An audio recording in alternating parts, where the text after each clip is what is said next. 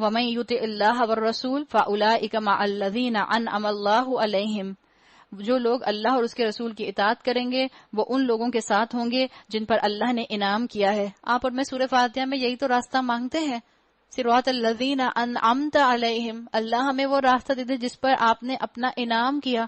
تو یہ ہے وہ راستہ. اسکالرز کہتے ہیں کہ یہ آیت جو ہے سورہ نساء کی، یہ اس سورہ فاتحہ کی آیت کی ایکسپلینیشن ہے، اس کی ڈیپتھ ہے، اس کی ڈیٹیل ہے کہ اللہ نے بتا دیا کہ کن کا راستہ ہوتا ہے انعام یافتہ لوگوں کا راستہ، یعنی انبیاء کا راستہ. رسول اللہ صلی اللہ علیہ وسلم، ابراہیم علیہ السلام، یعقوب علیہ السلام، یوسف علیہ السلام، اسماعیل علیہ السلام، اور صدیقین، حضرت عائشہ صدیقہ، حضرت خدیجہ رضی اللہ عنہ، حضرت ابو بکر صدیق، ان کا راستہ، اور شہداء، حضرت حمزہ رضی اللہ عنہ، ان کا راستہ، صالحین، حضرت امام بخاری، امام مسلم، امام احمد. کیسے اچھے ہیں یہ رفیق جو کسی کو میسر آئیں. آپ نے اپنا راستہ دیکھنا ہے کہ آپ نے کس پر چلنا ہے. ان سب کے لائف سٹائلز کو پڑھنے کی کوشش کریں. ہم دنیا کی پرسنالٹیز کی بایوگرافیز پڑھ لیتے ہیں. ہم میں سے کتنوں نے امام بخاری کی بایوگرافی پڑھی ہے؟ ہم میں سے کتنے امام بخاری کے چیلنجز کو زندگی کے جانتے ہیں؟ ہم میں سے کتنے جانتے ہیں کہ امام بخاری نے کتنی کم عمر میں علم کے ساتھ اپنا تعلق اٹیچ کر لیا تھا.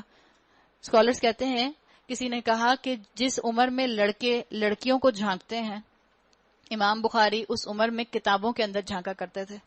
اتنا زیادہ علم حاصل کرنے کا ان کو شوق اور جذبہ تھا. یہی تو راستہ ہم ڈھونڈ رہے ہیں. تو جس راستے پر ہم چلنا چاہ رہے ہیں اس راستے کی انفارمیشن تو گیدر کریں، ان لوگوں کے بارے میں جانیں. تو یہ حقیقی فضل ہے جو اللہ کی طرف سے ملتا ہے، اور حقیقت جاننے کے لیے بس اللہ کا علم ہی کافی ہے. اب یقیناً آپ سب کا اور میرا دل چاہ رہا ہے کہ ہم ایسی کمپنی کو اڈاپٹ کریں. تو اللہ سے دعا کریں کہ اللہ ہمیں اپنے باقی سال کے 11 مہینے میں ان لوگوں کی زندگیوں کو چھاننے کی، ان کو معلوم کرنے کی، اس پر عمل کرنے کی توفیق عطا فرما دے. اے لوگوں جو ایمان لائے ہو، مقابلے کے لیے ہر وقت تیار رہو. پھر جیسا موقع ہو الگ الگ دستوں کی شکل میں نکلو یا اکٹھے ہو کر. ہاں، تم میں کوئی آدمی ایسا بھی ہے جو لڑائی سے جی چراتا ہے.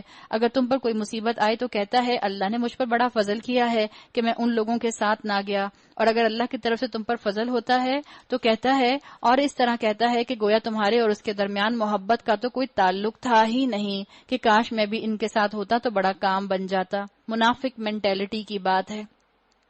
جو مکہ کے حالات تھے وہی حالات یاد رکھیں مسلمان امت پر وقتاً فوقتاً آتے رہیں گے. دین کو اختیار کرنا، منافق کا کام کیا ہوتا ہے؟ دین کو اختیار کرنا کس لیے؟ دنیا کے لیے. منافق دنیا کا پجاری ہوتا ہے، مومن آخرت کو سامنے رکھ کر عمل کرنے والا ہوتا ہے. ایسے لوگوں کو معلوم ہو کہ اللہ کی راہ میں لڑنا چاہیے. ان لوگوں کو جو آخرت کے بدلے دنیا کی زندگی کو فروخت کر دیں. پھر جو اللہ کی راہ میں لڑے گا اور مارا جائے گا یا غالب رہے گا، اسے ہم ضرور اجر عظیم عطا کریں گے. مومن جو ہوتے تھے وہ کبھی آپ سے سوال نہیں کرتے تھے کہ آپ صلی اللہ علیہ وسلم ذرا قرآن سے تو نکال کے بتائیں کہ کہاں یہ حکم لکھا ہے. ہمارا آج کا معاملہ یہی ہے نا. اللہ کے رسول صلی اللہ علیہ وسلم پروفیسی کر کے گئے ہیں، پیشن گوئی کر کے گئے ہیں کہ ایک وقت آئے گا کہ جب مسند پر بیٹھا ہوا، ریکلائنر پر بیٹھا ہوا ایک کھاتا پیتا ایلیٹ گھرانے کا شخص کہے گا لوگوں کو کہ اس کو لو جو قرآن میں ہے، اپنے لیے اس کو حلال کر لو جو قرآن میں ہے، اور باقی سب کو چھوڑ دو. اور سنت کا صاف انکار کرے گا. یہ کون ہوگا؟ منکر حدیث. اور یہ منکر حدیث آج ہمیں اپنی اس دنیا میں، اپنے اس ملک میں نظر آ رہے ہیں. اللہ کے رسول کی تو پیشن گوئی ہے، لیکن اب آپ کا اور میرا کام ہے کہ آپ اور میں صحابہ کے عمل پر عمل کرتے ہیں یا منافق کے عمل پر عمل کرتے ہیں. صحابہ کا یہ روٹین نہیں ہوتا تھا کہ جب اللہ کے رسول کو یہ حکم دیں تو کہیں ذرا دکھائیں تو قرآن میں کہاں لکھا ہے. ہمیں تو پہلے پتہ نہیں چلے گا جب تک قرآن سے ہمیں پتہ نہیں چلے گا. تو یہ انداز مومن کا نہیں ہوتا. مکہ کی بات کی گئی. آخر کیا وجہ ہے کہ تم اللہ کی راہ میں ان بے بس مردوں، عورتوں اور بچوں کی خاطر نہ لڑو جو کمزور پا کر دبا لیے گئے ہیں اور فریاد کر رہے ہیں کہ اللہ ہم کو اس بستی سے نکال جس کے باشندے ظالم ہیں، اور اپنی طرف سے ہمارا کوئی حامی اور مددگار پیدا کر دے. جن لوگوں نے ایمان کا راستہ اختیار کیا ہے وہ اللہ کی راہ میں لڑتے ہیں، اور جنہوں نے کفر کا راستہ اختیار کیا ہے وہ طاغوت کی راہ میں لڑتے ہیں. بس شیطان کے ساتھیوں سے لڑو اور یقین جانو کہ شیطان کی چالیں حقیقت میں نہایت کمزور ہیں. یاد رکھیں اللہ نے قتال کا حکم قرآن میں دیا ہے.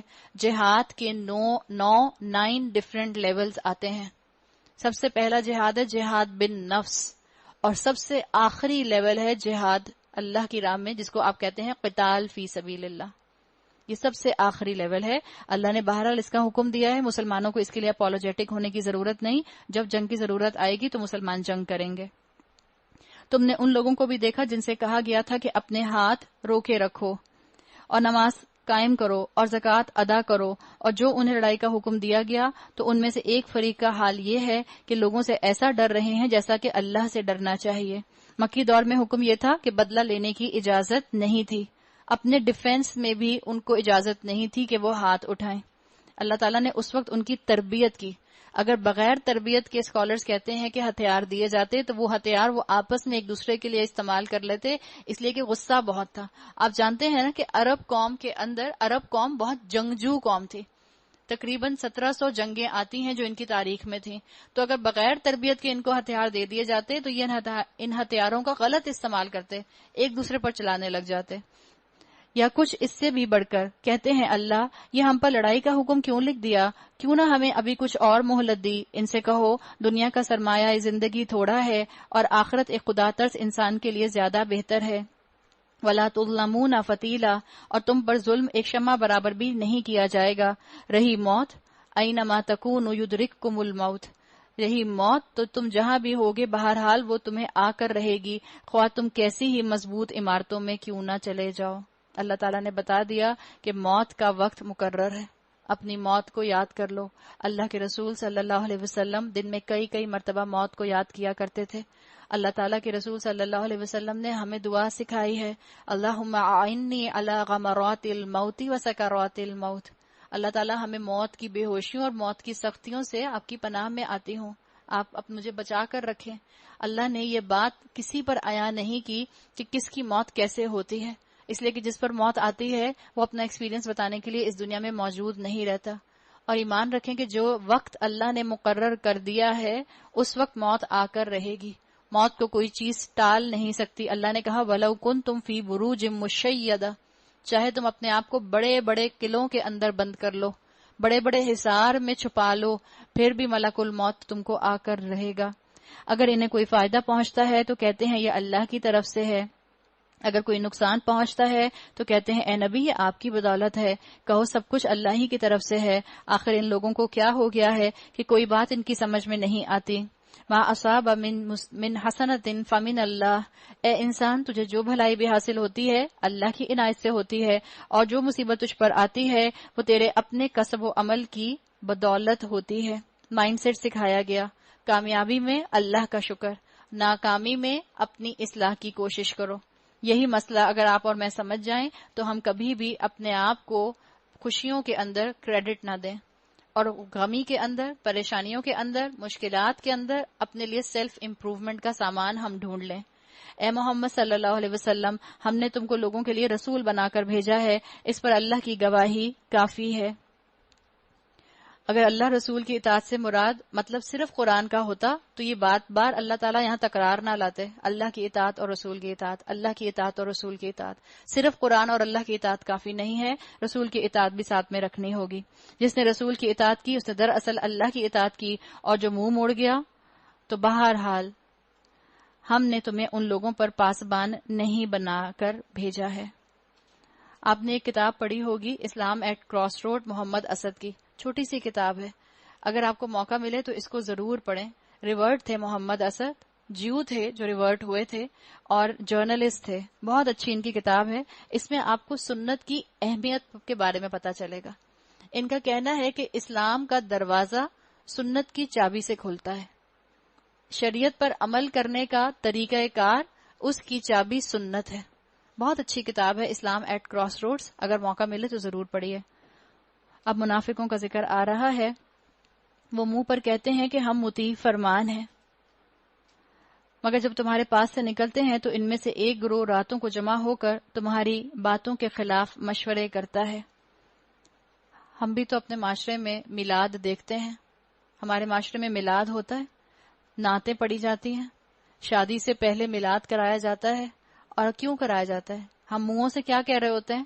ہم اللہ رسول کے فرما بردار ہیں، اور جس وقت شادی کا فنکشن شروع ہوتا ہے اللہ کی کتاب کے احکامات، رسول اللہ صلی اللہ علیہ وسلم کی تعلیمات پیروں تلے ہم روند دیتے ہیں.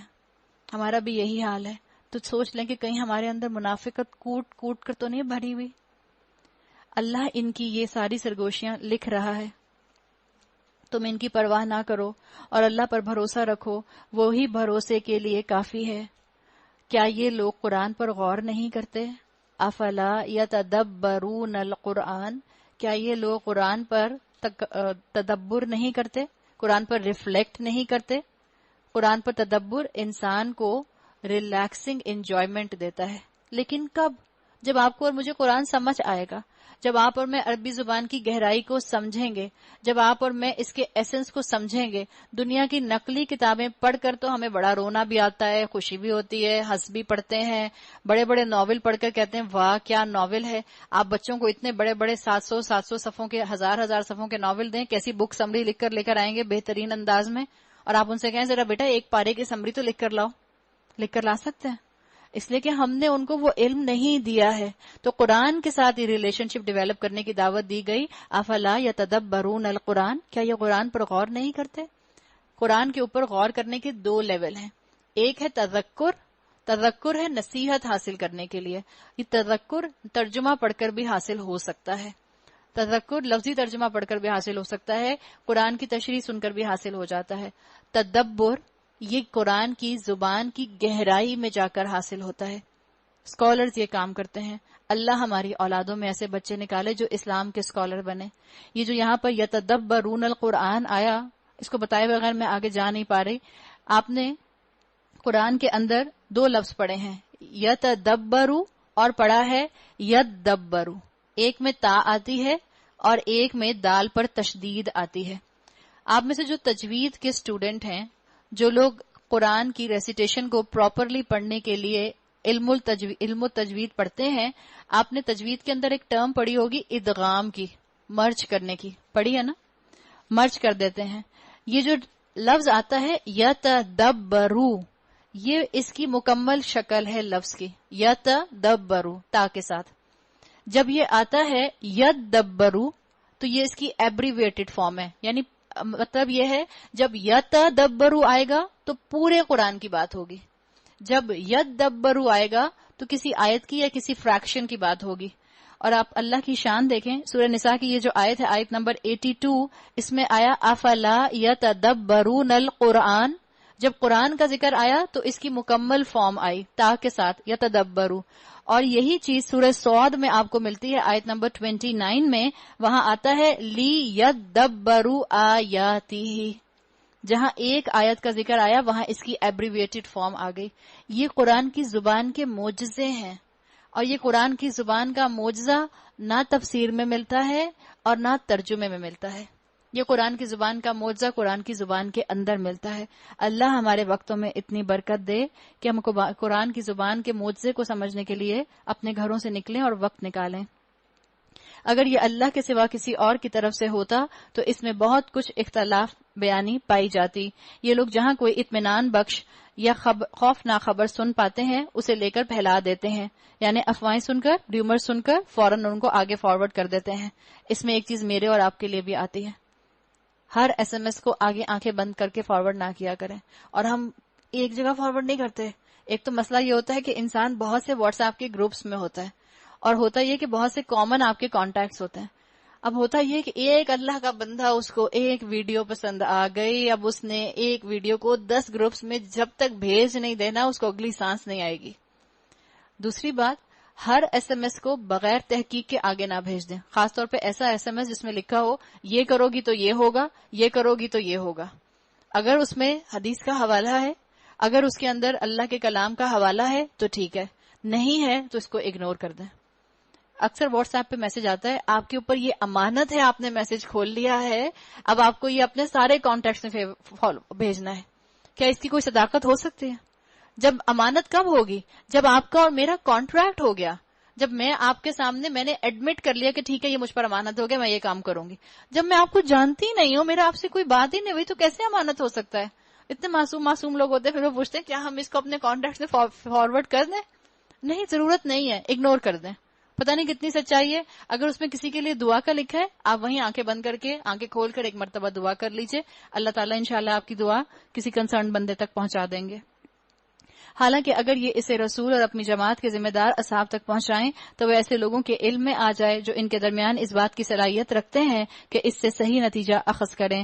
تم لوگوں پر اللہ کی مہربانی اور رحمت نہ ہوتی تو تمہاری کمزوریاں ایسی تھیں کہ معدود چند کے سوا تم سب شیطان کے پیچھے لگ گئے ہوتے. یعنی اللہ تعالیٰ جو ہیں وہ ڈیمیج کنٹرول کر لیتے ہیں. بس اے نبی صلی اللہ علیہ وسلم، تم اللہ کی راہ میں لڑو. تم اپنی ذات کے سوا کسی اور کے لیے ذمہ دار نہیں ہو. البتہ اہل ایمان کو لڑنے پر اکساؤ. بعید نہیں کہ اللہ کافروں کا زور توڑ دے. اللہ کا زور سب سے زیادہ زبردست اور اس کی سزا سب سے زیادہ سخت ہے. جو بھلائی کی سفارش کرے گا وہ اس میں سے حصہ پائے گا، جو برائی کی سفارش کرے گا وہ اس میں سے حصہ پائے گا. یعنی بتا دیا گیا کہ کسی کو آپ نیکی کا عمل بتائیں گی تو وہ آپ کے لیے صدقہ جاریہ بن جائے گا. اپنی نیکی کو بڑھانے کا چین ایفیکٹ، ریپل ایفیکٹ پیدا کرنے کا طریقہ یہی ہے کہ جو نیک کام کریں وہ دوسروں کو بھی بتا دیں تاکہ وہ اس پر عمل کریں. اور سب سے بہترین صدقہ جاریہ اولاد کی شکل میں انسان بناتا ہے. اس لیے کہ آپ سے ایک نیک عمل سیکھ کر آپ کی اولاد نے فالو کیا، آپ کی اولاد سے ان کی اولاد نے، ان سے ان کی اولاد نے، ان سے ان کی اولاد نے، اور یہ پھر ریپل ایفیکٹ بنتا جاتا ہے. اور اللہ ہر چیز پر نظر رکھنے والا ہے. وَإِذَا حُيِّيتُم بِتَحِيَّةٍ فَحَيُّوا بِأَحْسَنَ مِنْهَا. جب کوئی احترام کے ساتھ تمہیں سلام کرے تو اس کو اس سے بہتر طریقے کے ساتھ جواب دو، یا کم از کم اسی طرح. اللہ ہر چیز کا حساب لینے والا ہے. آپ کو آپ کی میٹ سلام کرتی ہے، آپ کہتی ہیں یہ کہا ہے اللہ تعالیٰ نے. اللہ نے کہا جب تمہیں کوئی سلام کرے خالی سر مت ہلا دو، خالی آنکھیں مت بند کر دو، بلکہ اچھی طرح جواب دو. کہو وعلیکم السلام، پوری طرح جواب دو. اور اگر آپ باہر سے آ رہی ہیں تو آپ سلام کریں پہلے، اس لیے کہ جو باہر سے آتا ہے سنت نبوی بتاتی ہے کہ پہلے اس کو سلام کرنا چاہیے. اگر آپ گھر میں موجود ہیں، سامنے والا کوئی باہر سے آ رہا ہے، اس کو موقع دیجئے. ہو سکتا ہے وہ بھول جائے، پھر آپ سلام کر لیجئے. اور اگر آپ اپنے نوکر کو سلام کا جواب دے رہی ہیں، کیا نوکر کو ہم سلام کرنے میں پہل کر سکتے ہیں؟ اچھا کر سکتے ہیں، بہت اچھی بات ہے، کر سکتے ہیں الحمدللہ. نوکر کو سلام کرنے میں پہل کر لیا کریں. مثال کے طور پہ نوکر گھر میں کام کر رہے ہیں، آپ یہاں سے جائیں گی، نوکر گھروں میں ہوں گے، آپ اندر داخل ہوتے ساتھ نوکروں کو سلام کر لیجئے. اور بچوں کو بھی سکھائیں. بچے آپ کو ہے کہتے ہیں، یو کہتے ہیں، جو بھی کہتے ہیں، بچوں سے کہو بیٹا یہ ہے اور یو بعد میں کہہ دیا کرو، پہلے سلام کر لیا کرو یا سلام کا جواب دے دیا کرو. اگر وہ آپ کو کہتے ہیں یو سلام کرنے کے بعد، تو آپ کہہ دیں وعلیکم یو، تاکہ ان کو پتہ چلے کہ ان کو سلام کرنا ہے. ایک اور اچھی روٹین اپنائی جا سکتی ہے. ہر سلام کے اوپر سلام کرنے والے کو 30 نیکیاں ملتی ہیں. تو ایک اچھی عادت یہ اپنائی جا سکتی ہے، کیونکہ ہم جس ملک میں رہتے ہیں وہاں 97% آبادی مسلمانوں کی ہے. آپ فون اٹھائیں، آپ کہیں السلام علیکم. بعض آپ کو رشتہ دار آپ کا مذاق اڑائیں گے، کیوں تم کیا کسی ٹیلی فون ایکسچینج کمپنی میں نوکری کرنے لگ گئی ہو، یا تم ایئر ہوسٹس ہو، کون بول رہا ہے؟ جب آپ اٹھاتے ساتھ ہیلو کی بجائے السلام علیکم کہتے ہیں. کوئی بات نہیں، آپ کو 30 نیکیوں کا اجر مل جائے گا. بچوں کو بھی عادت ڈالیں، جب فون اٹھائیں تو ہیلو کی بجائے السلام علیکم کہیں، کیونکہ یہاں ہمیں چانسز یہی ہیں کہ جو ہمیں سامنے والا فون کرے گا وہ مسلمان ہی ہوگا. تو اللہ تعالیٰ نے سلام کی ترغیب دی. رسول اللہ صلی اللہ علیہ وسلم کی حدیث میں آتا ہے افشوا السلام بینکم، اپنے درمیان سلام کو عام کرو. اور اللہ تعالیٰ سلام کرنے میں پہل کرنے والے کو 30 نیکیاں عطا کرتے ہیں. حدیث کا مفہوم یہ بھی آتا ہے کہ سلام میں پہل کرنا انسان کے تکبر کو توڑ دیتا ہے. چھوٹے ہر وقت جو ہیں وہ کوشش کریں بڑوں کو سلام کریں، اور بڑے یہ نہ سمجھیں کہ چھوٹے کو چاہیے مجھے سلام کرے، اور اگر چھوٹے نے سلام نہیں کیا تو میں بھی سلام نہیں کرتی. یہ بھی ہمارے ہاں، ہمارے خاندانوں میں، ہمارے ملک میں، ہمارے معاشرے میں، ہمارے کلچر میں بات آ گئی ہے، جو غلط بات ہے. جو اچھی روایات ہیں ان کو اپنائیں، جو غلط روایات ہیں ان کو چھوڑ دیں. اللہ وہ ہے جس کے سوا کوئی خدا نہیں ہے. وہ تم سب کو اس قیامت کے دن جمع کرے گا جس کے آنے میں کوئی شبہ نہیں ہے. وہ اللہ کی بات سے بڑھ کر سچی بات اور کس کی ہو سکتی ہے. جب آپ کے دل میں قرآن کے احکامات کے بارے میں شک آئے، یا کوئی اور آپ کے دل میں قرآن کے احکامات کے بارے میں شک ڈالے، آپ یہ والی آیت پڑھ لیا کریں، وَمَنْ أَصْدَقُ مِنَ اللَّهِ حَدِيثًا. اللہ سے زیادہ سچی بات اور کس کی ہو سکتی ہے. پھر یہ تمہیں کیا ہو گیا ہے کہ منافقین کے بارے میں تمہارے درمیان 2 رائیں پائی جاتی ہیں، حالانکہ جو برائیاں انہوں نے کمائی ہیں ان کی بدولت اللہ انہیں الٹا پھیر چکا ہے. کیا تم چاہتے ہو کہ جسے اللہ نے ہدایت نہیں بخشی اسے تم ہدایت بخش دو، حالانکہ جس کو اللہ نے راستے سے بھٹکا دیا اس کے لیے تم کوئی راستہ نہیں پا سکتے۔ وہ تو یہ چاہتے ہیں کہ جس طرح وہ خود کافر ہیں اس طرح تم بھی کافر ہو جاؤ تاکہ تم اور وہ سب یکساں ہو جائیں، لہٰذا ان میں سے کسی کو اپنا دوست نہ بناؤ جب تک کہ وہ اللہ کی راہ میں ہجرت کر کے نہ آ جائیں، اور اگر وہ ہجرت سے باز رہیں تو جہاں پاؤ انہیں پکڑو اور قتل کرو۔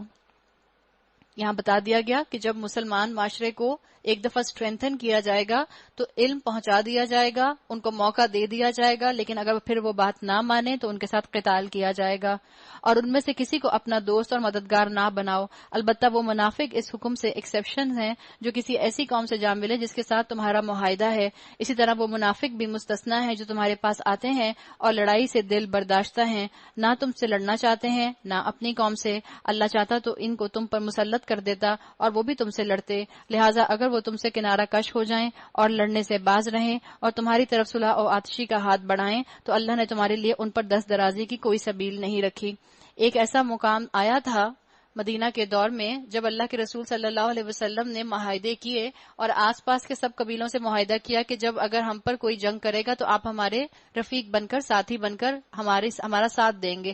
کچھ قبائل ایسے تھے جنہوں نے کہا کہ نہیں، ہم کسی کا ساتھ نہیں دیں گے، نہ ہم مکہ والوں کے ساتھ ہیں نہ ہم مدینہ والوں کے ساتھ ہیں، ان کا یہاں ذکر کیا گیا ہے۔ ایک اور قسم کے منافق تمہیں ایسے ملیں گے جو چاہتے ہیں کہ تم سے بھی امن میں رہیں اور اپنی قوم سے بھی، مگر جب کبھی فتنے کا موقع پائیں گے اس میں کود پڑیں گے۔ ایسے لوگ اگر تمہارے مقابلے سے باز نہ رہیں اور صلح سلامتی تمہارے آگے پیش نہ کریں اور اپنے ہاتھ نہ روکیں تو جہاں وہ ملیں انہیں پکڑو اور مارو، اور ان پر ہاتھ اٹھانے کے لیے ہم نے تمہیں کھلی حجت دے رکھی ہے۔ اسلام کا ڈائنامزم سامنے آ رہا ہے کہ اسلام اسٹیٹک مذہب نہیں ہے۔ اب یہ مطلب نہیں ہے اس کا کہ جب اللہ نے کہا فَخُذُوهُمْ وَاقْتُلُوهُمْ حَيْثُ ثَقِفْتُمُوهُمْ، کیا اس کا مطلب یہ ہے کہ اگر تمہیں مال میں کوئی غیر مسلم نظر آ جائے تو اسے مار دو، پکڑو اسے اور زور سے مارنا شروع کر دو؟ نہیں، یہ حالت جنگ کی بات ہو رہی ہے، حالت حرب کی بات ہو رہی ہے۔ کسی مومن کا یہ کام نہیں ہے کہ دوسرے مومن کو قتل کرے الا یہ کہ اس سے چوک ہو جائے، قتل خطا کا یہاں پر ذکر کیا جا رہا ہے۔ اور جو شخص کسی مومن کو غلطی سے قتل کر دے تو اس کا کفارہ یہ ہے کہ ایک مومن کو غلامی سے آزاد کرے اور مقتول کے وارثوں کو بلڈ منی دے، الا یہ کہ وہ خون بہا معاف کر دے۔ لیکن اگر وہ مسلمان مقتول کسی ایسی قوم سے تھا جس سے تمہاری دشمنی ہو تو اس کا کفارہ ایک مومن غلام آزاد کرنا ہے، اور اگر وہ کسی ایسی غیر مسلم قوم کا فرد تھا جس سے تمہارا معاہدہ ہو تو اس کے وارثوں کو خون بہا دیا جائے گا اور ایک مومن غلام کو آزاد کرنا ہوگا۔ یہ سب اس لیے کیا گیا تاکہ واقعے کی دہشت ایسی ہو جائے کہ لوگ قتل کرنے کی طرف جائیں ہی نہیں۔ اسلام کا مزاج پریونٹیو ہے، اسلام دور دور تک پہرے بٹھا دیتا ہے، اور یہ ساری باتیں جو آ رہی ہیں یہ انٹرنیشنل پالیٹکس کی آ رہی ہیں۔ پھر جو غلام نہ پائے، اللہ کو معلوم تھا کہ ایک وقت ایسا آئے گا جب غلام اویلیبل نہیں ہوں گے، جب سلیوری ختم ہو جائے گی۔ وہ پے در پے 2 مہینے کے روزے رکھے۔ یہ اس گناہ پر اللہ سے توبہ کرنے کا طریقہ ہے۔ کیا طریقہ ہے؟ تاکہ تمہارے گناہ کا گلٹ تمہارے اندر سے ختم ہو جائے، اس لیے کہ گلٹ جو ہوتا ہے وہ انسان کی صلاحیتوں کو زنگ لگا دیتا ہے، تو گلٹ کا شکار شخصیت، اچھی شخصیت، اچھا مومن نہیں بن پاتی۔ اللہ علیم اور دانا ہے۔ رہا وہ شخص جو کسی مومن کو جان بوجھ کر قتل کرے تو سزائیں ذرا، جس نے جان بوجھ کر قتل کیا تو ذرا سزائیں گنے کتنی بتائی ہیں، پھر مجھے بتائیے گا کتنی ہوئی۔ تو اس کی جزا جہنم ہے جس میں وہ ہمیشہ رہے گا، اس پر اللہ کا غضب اور اس کی لعنت ہے، اور اللہ نے اس کے لیے سخت عذاب مہیا کر رکھا ہے۔ فجزاؤہ جہنم ایک سزا، خالدن فیہا دوسری سزا، وغضب اللہ علیہ تیسری سزا، ولعنہ چوتھی سزا، وعد لہ عذابا عظیما اللہ نے اس کے لیے سخت عذاب مہیا کر رکھا ہے، پانچویں سزا۔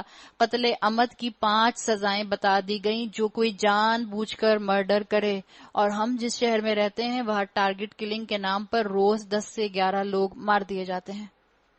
لوگوں کو علم نہیں ہے، ہمیں بھی نہیں علم تھا، جب تک میں نے قرآن نہیں پڑھا تھا مجھے بھی نہیں معلوم تھا کہ کسی کو جان بوجھ کر قتل کیا جائے تو اس کی 5 سزائیں اللہ کے ہیں، اور اتنی سخت سزائیں ہیں۔ علم پھیلانے کی ضرورت ہے، علم پھیلائیں، پہلے لوگوں میں قرآن کو عام کریں، ان کی تربیت کریں، بعد میں ڈنڈا کام آئے گا، اس سے پہلے ڈنڈا کام نہیں آئے گا۔ اے لوگو جو ایمان لائے ہو، جب تم اللہ کی راہ میں جہاد کے لیے نکلو تو دوست دشمن میں تمیز کرو، اور جو تمہاری طرف سلام سے تقدیم کرے اسے فوراً نہ کہہ دو کہ تم مومن نہیں ہو، یعنی ججمنٹل نہ ہو کسی کے بارے میں۔ اگر تم دنیا کے فائدے چاہتے ہو تو اللہ کے پاس تمہارے لیے بہت سے اموال غنیمت ہیں، آخر اسی حالت میں خود تم بھی رہ چکے ہو، پھر اللہ نے تم پر احسان کیا، لہذا تحقیق سے کام لو، جو کچھ تم کرتے ہو اللہ اس سے باخبر ہے۔ اللہ تعالیٰ نے یہاں پر یہ بتا دیا کہ تم بھی اس سے پہلے مومن نہیں تھے، کٹنگ ڈاؤن ٹو سائز۔ اللہ نے مجھے اور آپ کو سیدھا کر دیا کہ اگر تمہیں کوئی انسان اس وقت عمل میں پیچھے نظر آتا ہے تو ججمنٹل ہونے کی ضرورت نہیں ہے، اس کو سپورٹ کرو، علم میں اس کو آگے بڑھانے کے لیے اب اس کے مددگار بن جاؤ۔ مسلمانوں میں سے وہ لوگ جو کسی کمزوری کے بغیر گھر بیٹھے رہتے ہیں اور وہ جو اللہ کی راہ میں جان و مال سے جہاد کرتے ہیں، دونوں کی حیثیت یکساں نہیں ہے۔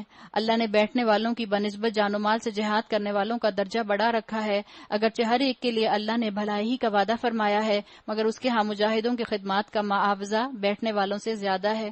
اور اللہ نے کام کرنے والوں کے لیے کیا معاوضے دیے؟ 4 وعدے کیے۔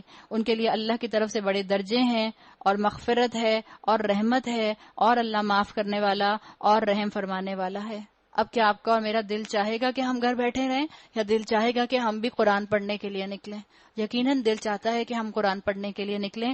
آپ صلی اللہ علیہ وسلم کی حدیث میں آتا ہے کہ جو ایک قدم چلتا ہے، من سلک طریقا یلتمس فیہ علما سہل اللہ لہ طریقا الی الجنہ، جو ایک راستے پر چلتا ہے، ایک قدم آگے بڑھتا ہے علم حاصل کرنے کے لیے، اللہ اس کو جنت کے راستے پر چلا دیتا ہے۔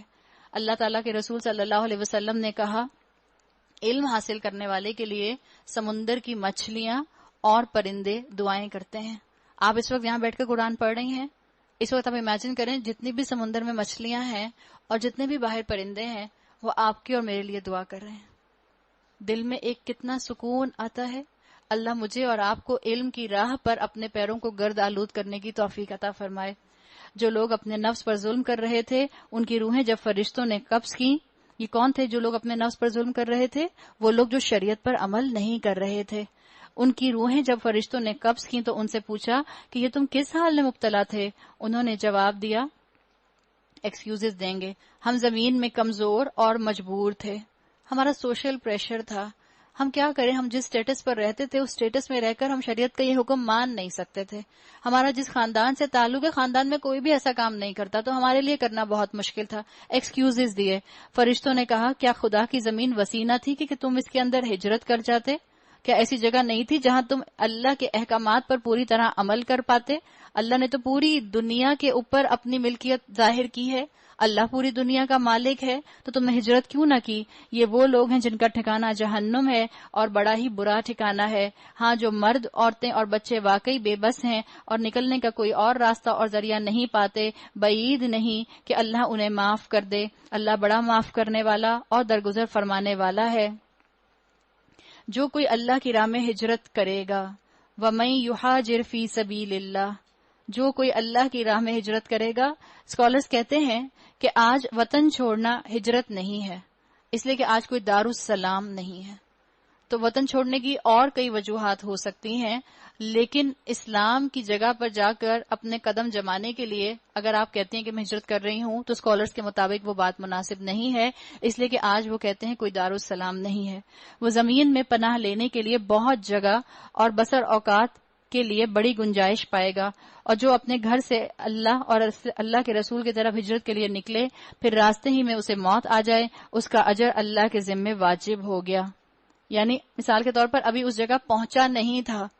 ایک استاد نے بڑی اچھی مثال دی، انہوں نے کہا مثال کے طور پر آپ قرآن سن رہی ہیں رمضان کے مہینے میں اور آپ کے دل میں خواہش پیدا ہوئی کہ اچھا اب میں ایک مسلمان عورت کی آئیڈینٹی کے طور پر اپنے آپ کو رکھوں گی، اب میں حجاب پہننا شروع کر دوں گی، لیکن اللہ نے موقع نہیں دیا، موت آ گئی، تو اللہ اجر آپ کا لکھ دے گا، اللہ آپ کو اجر دے دے گا انشاءاللہ۔ اللہ بہت بخشنے والا اور رحم فرمانے والا ہے۔ آپ صلی اللہ علیہ وسلم سے پوچھا گیا کہ سب سے بہترین ہجرت کون سی ہے؟ ایو الہجرت افضل یا رسول اللہ؟ آپ صلی اللہ علیہ وسلم نے فرمایا، ان تہجر ما کرہ ربک، کہ تو اپنے نفس سے وہ ساری چیزیں چھوڑ دے جو تیرے رب کو پسند نہیں ہیں۔ ہجرت کرنا، کہاں ہجرت کرنی ہے آپ نے اور میں نے؟ ابھی آپ اور میں ایک ہجرت کر کے تھوڑی دیر کے لیے اپنے گھروں سے باہر آئے ہیں، واپس انہی گھروں میں جائیں گے۔ آپ کو اور مجھے انہی گھروں کی چار دیواری میں رہتے ہوئے ہجرت کرنی ہے. مجھے اور آپ کو بدعات سے ہجرت کرنی ہے. مجھے اور آپ کو غیر اسلامی رسومات سے ہجرت کرنی ہے. مجھے اور آپ کو منکرات سے ہجرت کرنی ہے. مجھے اور آپ کو جھوٹ، دھوکہ اور غیبت اس سے ہجرت کرنی ہے. بری عادتوں سے ہجرت کرنی ہے. حرام کمائی اور سود سے ہجرت کرنی ہے. یہ ہے آپ کا اور میرا جہاد. اور جو بھی یہ جہاد کرے گا اللہ تعالیٰ نے بتا دیا کہ اس کے لیے اللہ بخشنے والا اور رحم فرمانے والا ہے. اور یاد رکھیں، ہجرت چاہے ملک چھوڑنا ہو، چاہے نفس کی پسندیدہ چیزیں چھوڑنا ہو، چاہے اپنے خاندان میں سٹینڈ لینا ہو، تھوڑی دیر کی تنہائی ضرور آتی ہے. جیسے ملک چھوڑنے پر تنہائی آتی ہے، ایسے ہی آپ جب اپنے خاندان میں رہتے ہوئے کسی غیر اسلامی رسم میں اپنی شرکت نہیں کرتی تو بھی تنہائی آتی ہے. جب سب خاندان والے ایک طرف اکٹھے ہو کر انجوائے کر رہے ہوتے ہیں اور آپ اکیلی گھر میں بیٹھی ہوتی ہیں، بظاہر دل اندر سے جل رہا ہوتا ہے کہ سب اکٹھے ہیں اور میں یہاں ہوں، لیکن اللہ کی خاطر انسان اپنے آپ کو سکون دل میں رکھتا ہے کہ میں اللہ کی بات مان رہی ہوں تو یہ تنہائی مجھے مبارک ہے. اور جب تم لوگ سفر کے لیے نکلو تو کوئی مذائقہ نہیں اگر نماز میں اختصار کر لو، قصر نماز کی بات ہے. خصوصاً جبکہ تمہیں اندیشہ ہو کہ کافر تمہیں ستائیں گے، کیونکہ وہ کھلم کھلا تمہاری دشمنی پر تلے ہوئے ہیں. آج کل بھی ہم سفر میں قصر کرتے ہیں. اللہ کے رسول صلی اللہ علیہ وسلم نے کہا کہ یہ سفر کی نماز جو ہے یہ امن کی حالت میں صدقے کی طور پر مسلمانوں کو دی گئی ہے. تو جنگ کی حالت میں بھی قصر کی جائے گی، سفر کی حالت میں بھی قصر کی جائے گی، اور آپ امن کا سفر کر رہی ہیں تو بھی نماز قصر کی جائے گی. اور اے نبی صلی اللہ علیہ وسلم، جب تم مسلمانوں کے درمیان ہو اور حالت جنگ میں انہیں نماز پڑھانے کے لیے کھڑے ہو تو چاہیے کہ ان میں سے ایک گروہ تمہارے ساتھ کھڑا ہو اور اپنا اسلحہ لیے رہے. یہ صلاۃ الخوف کی بات ہے، جب صلاۃ الخوف ہو، جب دشمن کے حملہ کرنے کا ڈر ہو. پھر جب وہ سجدہ کر لے تو پیچھے چلا جائے، اور دوسرا گروہ جس نے ابھی نماز نہیں پڑھی ہے آ کر تمہارے ساتھ نماز پڑھے، اور وہ بھی چوکنا رہے اور اپنے اسلحہ لیے رہے، کیونکہ کفار اس طاق میں ہیں کہ تم اپنے ہتھیاروں اور اپنے سامان کی طرف سے ذرا غافل ہو تو وہ تم پر یکبارگی ٹوٹ پڑیں. البتہ اگر تم بارش کی وجہ سے تکلیف محسوس کرو یا بیمار ہو تو اسلحہ رکھ دینے میں مذائقہ نہیں، مگر پھر بھی چوکنے رہو. یقین رکھو کہ اللہ نے کافروں کے لیے رسوا کن عذاب مہیا کر رکھا ہے. نماز کے لیے اللہ تعالیٰ نے بتا دی بات کہ جنگ کے میدان میں بھی ایکسکیوز نہیں ہے. جنگ کے میدان میں نماز کا خیال کون رکھے گا جو عام زندگی میں نماز کی پابندی کرنے والا ہوگا. نماز کسی صورت میں چھوڑی نہیں جا سکتی. اور آپ اور میں اپنی زندگی میں اگر اپنے پاس ایسے لوگ دیکھیں، اپنی اولادوں کو دیکھیں کہ وہ نماز نہیں پڑھتی اور وہ کہتی ہیں کہ کیا ہو گیا، یو اونلی لیو ونس. پڑھ لیں گے نا نماز جب دل کرے گا، پڑھ لیں گے نا نماز جب بوڑھے ہوں گے، پڑھ لیں گے نا نماز جب اپنے دنیا کے کاموں سے فارغ ہوں گے. آپ کو اور مجھے ان کو احساس دلانے کی ضرورت ہے. احساس انشاءاللہ ان کے اندر آئے گا تو نماز ان کے لیے ان کا دن بھر کا اینکر بن جائے گی. یہ نماز ان کو انشاءاللہ اللہ سے جوڑ کر رکھے گی. پھر جب نماز سے فارغ ہو جاؤ تو کھڑے اور بیٹھے اور لیٹے اور ہر حال میں اللہ کو یاد کرتے رہو. جب اطمینان نصیب ہو جائے تو پوری نماز پڑھو. نماز در حقیقت ایسا فرض ہے جو پابندی وقت کے ساتھ اہل ایمان پر لازم کیا گیا ہے. اللہ کی اطاعت ہم نے اور آپ نے کرنی ہے، چاہے ہم جائے نماز پر ہوں چاہے جائے نماز پر نہ ہوں. جب جنگ میں نماز نہیں چھوڑی جا سکتی تو شادی پر نماز کیسے چھوڑی جا سکتی ہے؟ اگر دلہن کہے کہ مجھے نماز پڑھنی ہے مغرب کی اور مجھے نماز پڑھنے دیں تو امی کہتی کیا ہو گیا، آج کے دن تو نماز چھوڑ دو، بعد میں پڑھ لینا، قضا پڑھ لینا. ابھی ہم نے پیچھے تیمم کا ذکر کیا تھا نا. شادی بیاہ کے موقع پر دلہنوں کو مشورہ دیا جاتا ہے کہ آپ تیمم کر لیں. کیا دلہن تیمم کر سکتی ہے؟ تیمم صرف اس صورت میں ہوتا ہے جب پانی میسر نہ ہو. اپنا میک اپ بچانے کے لیے 50 کا 60 کا 70 کا اس میک اپ کو بچانے کے لیے تیمم نہیں کیا جا سکتا. سوچ سمجھ کر مسلمان عمل کرتا ہے. مسلمان کی عبادت جیسے جائے نماز پر ہوتی ہے ایسے ہی جائے نماز لپیٹنے کے بعد بھی قائم رہتی ہے. اس گروہ کے تعاقب میں کمزوری نہ دکھاؤ. اگر تم تکلیف اٹھا رہے ہو تو تمہاری طرح وہ بھی تکلیف اٹھا رہے ہیں. جب دنیا میں آپ صلی اللہ علیہ وسلم کو یہ بات بتا دی گئی، ابھی آپ دیکھیں آیت آ رہی ہے، اور تم اللہ سے اس چیز کے امیدوار ہو جس کے وہ امیدوار نہیں ہیں. اللہ سب کچھ جانتا ہے اور وہ حکیم اور دانا ہے. اللہ تعالیٰ نے کہہ دیا کہ اپنی ایفرٹس میں کمزوری نہ دکھاؤ. اللہ تمہارے لیے آسانی کے دروازے کھولے گا. تم کوشش تو کرو. تمہیں نماز پڑھنا مشکل لگتا ہے، تم کوشش تو کرو. تمہیں 10 لوگوں میں سے اٹھنے کے لیے کہ اچھا میں اکیلی نماز کے لیے اٹھوں یہ مشکل لگتا ہے، تم کوشش تو کرو. اللہ تمہاری کوشش کو کمزوری کو طاقت میں بدل دے گا۔ اے نبی، ہم نے یہ کتاب حق کے ساتھ تمہاری طرف نازل کی ہے تاکہ جو راہ راست اللہ نے تمہیں دکھائی ہے اس کے مطابق لوگوں کے درمیان فیصلہ کرو، تم بددیانت لوگوں کی طرف سے جھگڑنے والے نہیں ہو۔ جب دنیا میں آپ صلی اللہ علیہ وسلم کو بددیانت لوگوں سے ان کی سفارش کرنے سے روک دیا گیا تو آخرت میں بددیانت امت کی سفارش کرنے کے لیے آپ صلی اللہ علیہ وسلم کو کیسے اجازت دی جا سکتی ہے؟ اور اللہ سے درگزر کی درخواست کرو، وہ بڑا درگزر فرمانے والا اور رحیم ہے۔ ہم نے یہ کیسے سوچ لیا کہ ہم دھوکے باز مسلمان ہیں، جھوٹ بولنے والے مسلمان ہیں اور جنت میں چلے جائیں گے؟ کسی شاعر نے کہا کہ رسول اللہ نے میری گناہوں کی کتاب اپنی کالی کملی میں چھپا لی۔ نعوذ باللہ، ہم اللہ کے رسول صلی اللہ علیہ وسلم پر بددیانتی کا الزام لگاتے ہیں۔ ہماری بددیانتی کا یہ حال ہو گیا۔ سوچ سمجھ کر عمل کرنا، سوچ سمجھ کر بولنے والا مومن ہوتا ہے۔ جو لوگ اپنے نفس سے خیانت کرتے ہیں تم ان کی حمایت نہ کرو۔ اللہ کو ایسا شخص پسند نہیں جو خیانت کار اور معصیت پیشہ ہو۔ یہ لوگ انسانوں سے اپنی حرکات چھپا سکتے ہیں مگر اللہ سے نہیں۔ یستخفون من الناس ولا یستخفون من اللہ، اللہ سے نہیں چھپا سکتے۔ وہ تو اس وقت بھی ان کے ساتھ ہوتا ہے جب یہ راتوں کو چھپ کر اس کی مرضی کے خلاف مشورے کرتے ہیں۔ ان کے سارے اعمال پر اللہ محیط ہے۔ ہاں، تم لوگوں نے ان مجرموں کی طرف سے دنیا کی زندگی میں تو جھگڑا کر لیا، مگر قیامت کے روز ان کے لیے اللہ سے کون جھگڑا کرے گا؟ آخر وہاں کون ان کا وکیل ہوگا؟ اگر کوئی شخص برا فعل کر گزرے یا اپنے نفس پر ظلم کر جائے تو اس کے بعد اللہ سے درگزر کی درخواست کرے تو اللہ کو درگزر کرنے والا اور رحیم پائے گا۔ بڑے سے بڑے گناہ کر کے بھی اللہ سے نا امید نہ ہو۔ ہاں، کسی انسان کے سامنے اپنے گناہوں کا کنفیشن کرنے کی ضرورت نہیں ہے، مگر جو برائی کمائے تو اس کی یہ کمائی اسی کے لیے وبال ہوگی۔ اللہ کو سب باتوں کی خبر ہے اور وہ حکیم و دانا ہے۔ پھر جس نے کوئی خطا یا گناہ کر کے اس کا الزام کسی بے گناہ پر تھوپ دیا تو اس نے بڑے بہتان اور صریح گناہ کا بار سمیٹ لیا۔ اے نبی صلی اللہ علیہ وسلم، اگر اللہ کا فضل تم پر نہ ہوتا اور اس کی رحمت تمہارے شامل حال نہ ہوتی تو ان میں سے ایک گروہ نے تو تمہیں غلط فہمی میں مبتلا کرنے کا فیصلہ کر ہی لیا تھا، حالانکہ در حقیقت وہ خود اپنے سوا کسی کو غلط فہمی میں مبتلا نہیں کر رہے تھے اور تمہارا کوئی نقصان نہ کر سکتے تھے۔ اللہ نے تم پر کتاب اور حکمت نازل کی ہے اور تم کو وہ کچھ بتایا ہے جو کچھ تمہیں معلوم نہ تھا، اس کا فضل تم پر بہت ہے۔ لا خیر فی کثیر من نجواہم، لوگوں کی خفیہ سازشوں میں اکثر و بیشتر کوئی بھلائی نہیں ہوتی۔ نجوا سے مراد ہے سرگوشی۔ نجوا سے باقی محفل کے جو لوگ ہوتے ہیں ان میں بھی ایک دوسرے کے خلاف جو ہے وہ ریزنٹمنٹ آ سکتا ہے۔ نجوا یہ بھی ہوتا ہے کہ جہاں آپ بیٹھے ہیں اس ماحول کی زبان بولنے والے لوگوں کے علاوہ کوئی زبان بولنا شروع کر دیں۔ وہ جیسے پہلے زمانے میں لوگ فیک ہی بولی بولا کرتے تھے جو آدھے لوگوں کو سمجھ آتی تھی اور آدھے لوگوں کو سمجھ نہیں آتی تھی، تو یہاں بتا دیا گیا کہ یہ چیز جو ہے اس سے رک جاؤ۔ ہاں، اگر کوئی پوشیدہ طور پر صدقہ و خیرات کی تلقین کرے یا کسی نیک کام کے لیے یا لوگوں کے معاملات میں اصلاح کرنے کے لیے کسی سے کچھ کہے تو یہ البتہ بھلی بات ہے، اور جو کوئی اللہ کی رضا جوئی کے لیے ایسا کرے گا اسے ہم بڑا اجر عطا کریں گے۔ مگر جو شخص رسول کی مخالفت پر کمر بستہ ہو، وَمَن يُشَاقِقِ الرَّسُولَ، اور اہل ایمان کی روش کے سوا کسی اور روش پر چلے، درا حالانکہ اس پر راہ راست واضح ہو چکی ہو، تو اس کو ہم اسی طرف چلائیں گے جدھر وہ خود پھر گیا اور اسے جہنم میں جھونکیں گے جو بدترین جائے قرار ہے۔ رسولوں کا مومنوں کا راستہ چھوڑ کر نئے راستے نکالنے والوں کے لیے اللہ نے انجام بتا دیا۔ آپ صلی اللہ علیہ وسلم کی حدیث کا مفہوم آتا ہے یہودی 71 فرقوں میں، نصارہ 72 فرقوں میں اور مسلمان 73 فرقوں میں تقسیم ہو جائیں گے۔ مراد کیا تھی؟ نمبر بتانے سے مطلب یہ نہیں تھا کہ لٹرلی 73 سیکٹس میں تبدیل ہو جائیں گے، تقسیم ہو جائیں گے۔ مراد تھی کثرت بتانے کی، کتنی کثرت ہوگی۔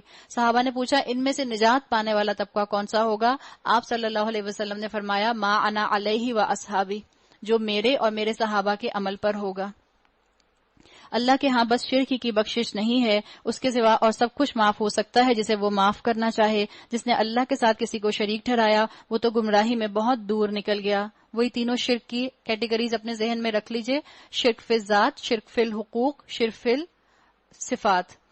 وہ اللہ کو چھوڑ کر دیویوں کو معبود بناتے ہیں اور اس باغی شیطان کو معبود بناتے ہیں جس کو اللہ نے لعنت زدہ کیا ہے۔ وہ اس شیطان کی اطاعت کر رہے ہیں جس نے اللہ سے کہا تھا میں تیرے بندوں سے ایک مقررہ حصہ لے کر رہوں گا۔ کھلا چیلنج اس نے اللہ کو دیا تھا اور کیا کہا تھا؟ میں انہیں بہکاؤں گا، میں انہیں آرزوؤں میں الجھاؤں گا، میں انہیں حکم دوں گا، وہ میرے حکم سے جانوروں کے کان پھاڑیں گے، یعنی عجیب عجیب حرکتیں کریں گے، پیئرسنگ کریں گے۔ آج کہاں کہاں پیئرسنگ کروا رہے ہیں بچے اور بچیاں، اللہ ہمارے بچے اور بچیوں کو شیطان کے دھوکے سے محفوظ رکھے، اور میں انہیں حکم دوں گا کہ میرے حکم سے خدائی ساخت میں رد و بدل کریں۔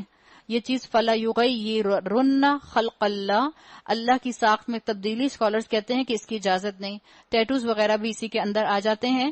ہاں، ریکنسٹرکٹیو سرجری کرائی جا سکتی ہے، لیکن اپنے چہرے کو بیوٹیفائی کرنے کے لیے پلاسٹک سرجری یا کاسمیٹک سرجری نہیں کرائی جا سکتی۔ اسی طرح سے بوٹاکس وغیرہ کرانا، یہ چیز بھی فلا یغیرن خلق اللہ کے اندر آتی ہے، اس کی بھی اجازت نہیں ہے۔ کوئی بھی ایسی تبدیلی جو مستقل تبدیلی ہو، پرماننٹ تبدیلی ہو، وہ انسان نہیں کرا سکتا، وہ شیطان کے عمل میں سے آئے گی۔ اور آج ہم جانتے ہیں کہ کروڑوں روپیہ اس سرجری کے اوپر، کاسمیٹک سرجری کے اوپر خرچ ہو رہا ہے۔ اس شیطان کو جس نے اللہ کی بجائے اپنا ولی اور سرپرست بنا لیا، وہ سری نقصان میں پڑ گیا۔ وہ ان لوگوں سے وعدے کرتا ہے اور انہیں امیدیں دلاتا ہے، مگر شیطان کے سارے وعدے بجز فریب کے اور کچھ نہیں۔ وعدے کیا کرتا ہے کہ تمہاری زندگی اچھی ہو جائے گی اگر تم نے سرجری کروا لی۔ یہ شیطان کے وعدے ہیں، اللہ نے کہا جھوٹے وعدے کرتا ہے۔ ان لوگوں کا ٹھکانہ جہنم ہے جس سے خلاصی کی کوئی صورت یہ نہ پائیں گے۔ رہے وہ لوگ جو ایمان لے آئیں اور نیک عمل کریں، انہیں ہم ایسے باغوں میں داخل کریں گے جن کے نیچے نہریں بہتی ہوں گی، وہ وہاں ہمیشہ رہیں گے۔ یہ اللہ کا سچا وعدہ ہے۔ اللہ کے وعدے پر یقین کر لیں۔ انسان اپنی زندگیوں کو فاستبقوا الخیرات کے اندر لگائے، اپنی انرجیز کو یہاں لگائے، اپنا وقت، مال، جان ضائع نہ کرے۔ یہ اللہ کا سچا وعدہ ہے، اور اللہ سے بڑھ کر کون اپنی بات میں سچا ہوگا۔ انجام کار نہ تمہاری آرزوؤں پر موقوف ہے، نہ اہل کتاب کی آرزوؤں پر۔ جو بھی برائی کرے گا اس کا پھل پائے گا، اور اللہ کے مقابلے میں اپنے لیے کوئی حامی اور مددگار نہ پا سکے گا۔ وَمَن يَعْمَلْ مِنَ الصَّالِحَاتِ مِن ذَكَرٍ أَوْ أُنثَىٰ وَهُوَ مُؤْمِنٌ، اور بشرطے کہ وہ مومن ہو تو ایسے، اور جو بھی نیک عمل کرے گا خواہ مرد ہو یا عورت، بشرطے کہ وہ مومن ہو، تو ایسے لوگ جنت میں داخل ہوں گے اور ان کی ذرا برابر حق تلفی نہ ہوگی۔ یہ بالکل ایسے ہے کہ ایک بچہ پرفیکٹ پیپر کرے ایگزام کے دن ایگزامینیشن ہال میں بیٹھ کے، اور پھر وہ ایگزامینیشن ہال سے اٹھتے ہوئے اپنا پیپر ایگزامینر کو دینے کی بجائے اپنے بیگ میں ڈال لے۔ اس کا مطلب ہے اس نے اپنا نقصان کیا۔ تو اللہ تعالیٰ کسی کی حق تلفی نہیں کرتا۔ انسان خود اپنے کاموں کے اندر ایسے کام کر جاتا ہے جس کی وجہ سے اس کی نیکیاں ضائع ہو جاتی ہیں۔ اس شخص سے بہتر اور کس کا طریقہ زندگی ہو سکتا ہے جس نے اللہ کے آگے سر تسلیم خم کر دیا، اپنا رویہ نیک رکھا اور یکسو ہو کر ابراہیم کے طریقے کی پیروی کی۔ واتخذ اللہ ابراہیم خلیلا، اور اس ابراہیم کے طریقے کی جسے اللہ نے اپنا دوست بنا لیا تھا۔ آسمانوں اور زمین میں جو کچھ ہے اللہ کا ہے۔ وَلِلَّهِ مَا فِي السَّمَاوَاتِ وَمَا فِي الْأَرْضِ وَكَانَ اللَّهُ بِكُلِّ شَيْءٍ مُحِيطًا، اور اللہ ہر چیز پر محیط ہے۔ اللہ تعالیٰ مجھے اور آپ کو ابراہیم علیہ السلام کی سنتوں کو زندہ کرنے کی توفیق عطا فرمائے۔ اللہ تعالیٰ ہم سب کی عبادتیں قبول فرمائے۔ جو بیمار ہیں اللہ ان سب کو صحت کاملہ عطا فرمائے، اور اللہ صحت اور ایمان کے ساتھ، عبادت کی اسٹرینتھ کے ساتھ، ایمان کی اسٹرینتھ کے ساتھ ہمیں با عمل مسلمان بنائے اور روزے رکھنے کی توفیق عطا فرمائے۔ بارک اللہ لی و لکم فی القرآن الحکیم ونفعنی و ایاکم بآیات۔ السلام علیکم، شروع کرتے ہیں۔ پارہ نمبر 5 سورہ نساء، آیت نمبر 127 سے شروع کریں گے۔ الحمد للہ رب العالمین، والصلاة والسلام علی اشرف الانبیاء والمرسلین، وعلی آلہ واصحابہ ومن سنتہ الی یوم الدین۔ اللہم اجعلنا منہم ومن الذین آمنوا وعملوا الصالحات وتواصوا بالحق وتواصوا بالصبر، آمین یا رب العالمین۔ اما بعد، فاعوذ باللہ من الشیطان الرجیم، بسم اللہ الرحمن الرحیم۔ رب اشرح لی صدری ویسر لی امری واحلل عقدۃ من لسانی یفقہوا قولی۔ اللہم ثبتنا عند الموت بلا الہ الا اللہ۔ اے ہمارے اللہ، ہمیں ہماری موت پر کلمہ لا الہ الا اللہ پر ثابت قدم رکھیے، آمین یا رب العالمین۔ وَيَسْتَفْتُونَكَ فِي النِّسَاءِ قُلِ اللَّهُ يُفْتِيكُمْ فِيهِنَّ۔ لوگ تم سے عورتوں کے معاملے میں فتویٰ پوچھتے ہیں، کہو اللہ تمہیں ان کے معاملے میں فتویٰ دیتا ہے، اور ساتھ ہی وہ احکام بھی یاد دلاتا ہے جو پہلے سے تم کو اس کتاب میں سنائے جا رہے ہیں، یعنی وہ احکام جو ان یتیم لڑکیوں سے متعلق ہیں جن کے حق تم ادا نہیں کرتے، اور جن کے نکاح کرنے سے تم باز رہتے ہو یا لالچ کی بنا پر تم خود ان سے نکاح کر لینا چاہتے ہو، اور وہ احکام جو ان بچوں کے متعلق ہیں جو بیچارے کوئی زور نہیں رکھتے، اللہ تمہیں ہدایت کرتا ہے کہ یتیموں کے ساتھ انصاف پر قائم رہو، اور جو بھلائی تم کرو گے اللہ کے علم سے وہ چھپی نہیں رہے گی۔ اللہ تعالیٰ نے یہاں پر کمزور رہنے والے دو ہستیوں کا ذکر کر دیا، ایک تو یہ کہہ دیا کہ عورتوں کے معاملے میں ذرا احتیاط رکھو، نرمی سے کام لینا، اور دوسرا یتیموں کے بارے میں کہہ دیا گیا کہ ان کے ساتھ تم جو بھلائی کرو گے اللہ سے وہ چھپی نہیں رہے گی۔ اگر کسی عورت کو اپنے شوہر سے بدسلوکی یا بے رخی کا خطرہ ہو تو کوئی مذائقہ نہیں کہ میاں اور بیوی کچھ حقوق کی کمی بیشی پر آپس میں صلح کر لیں۔ وَالصُّلْحُ خیر، صلح بہرحال بہتر ہے۔ یعنی یہاں بتایا جا رہا ہے کہ میکسیمم کوشش کی جائے کہ گھر نہ ٹوٹے، کچھ حقوق میں کمی کر کے شادی چلاتے رہیں، فوراً بات ناراضگی کی طرف جائے تو علیحدگی کی طرف نہیں جانی چاہیے۔ یعنی اگر ذرا سا جھگڑا ہو تو جھگڑے کے بعد فوراً یہ نہیں سوچنا چاہیے کہ اب ہم سپریشن لے لیں یا ہم ڈائیورس کر دیں بیوی کو، یا بیوی سوچے کہ میں خلا لے لوں اور شوہر سے علیحدہ ہو جاؤں۔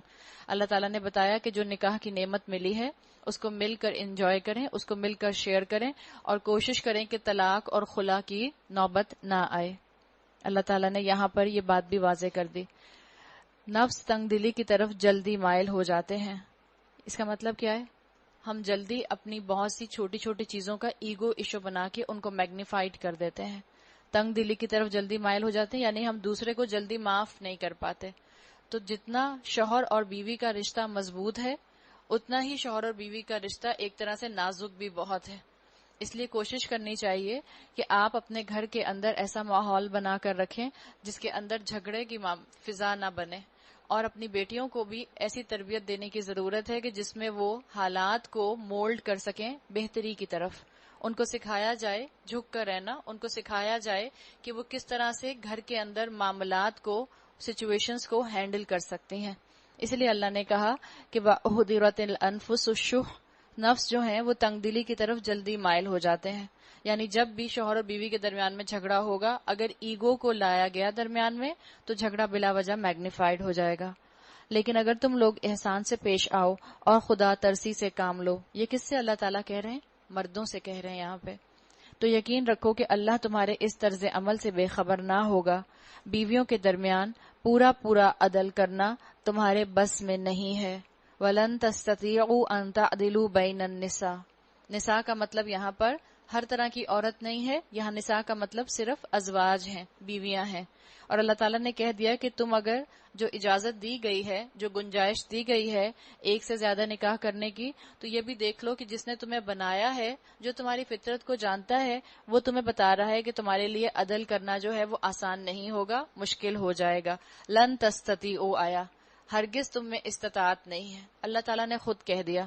تو گنتی کے چند لوگ ہو سکتے ہیں جو کہ ایسے ہوں کہ جو عدل قائم رکھ سکیں، ورنہ میجورٹی لوگ جو ہیں وہ جب 2 سے 3 اور 3 سے 4 نکاح کی طرف جاتے ہیں تو کسی نہ کسی ایک کے ساتھ زیادتی کر سکتے ہیں۔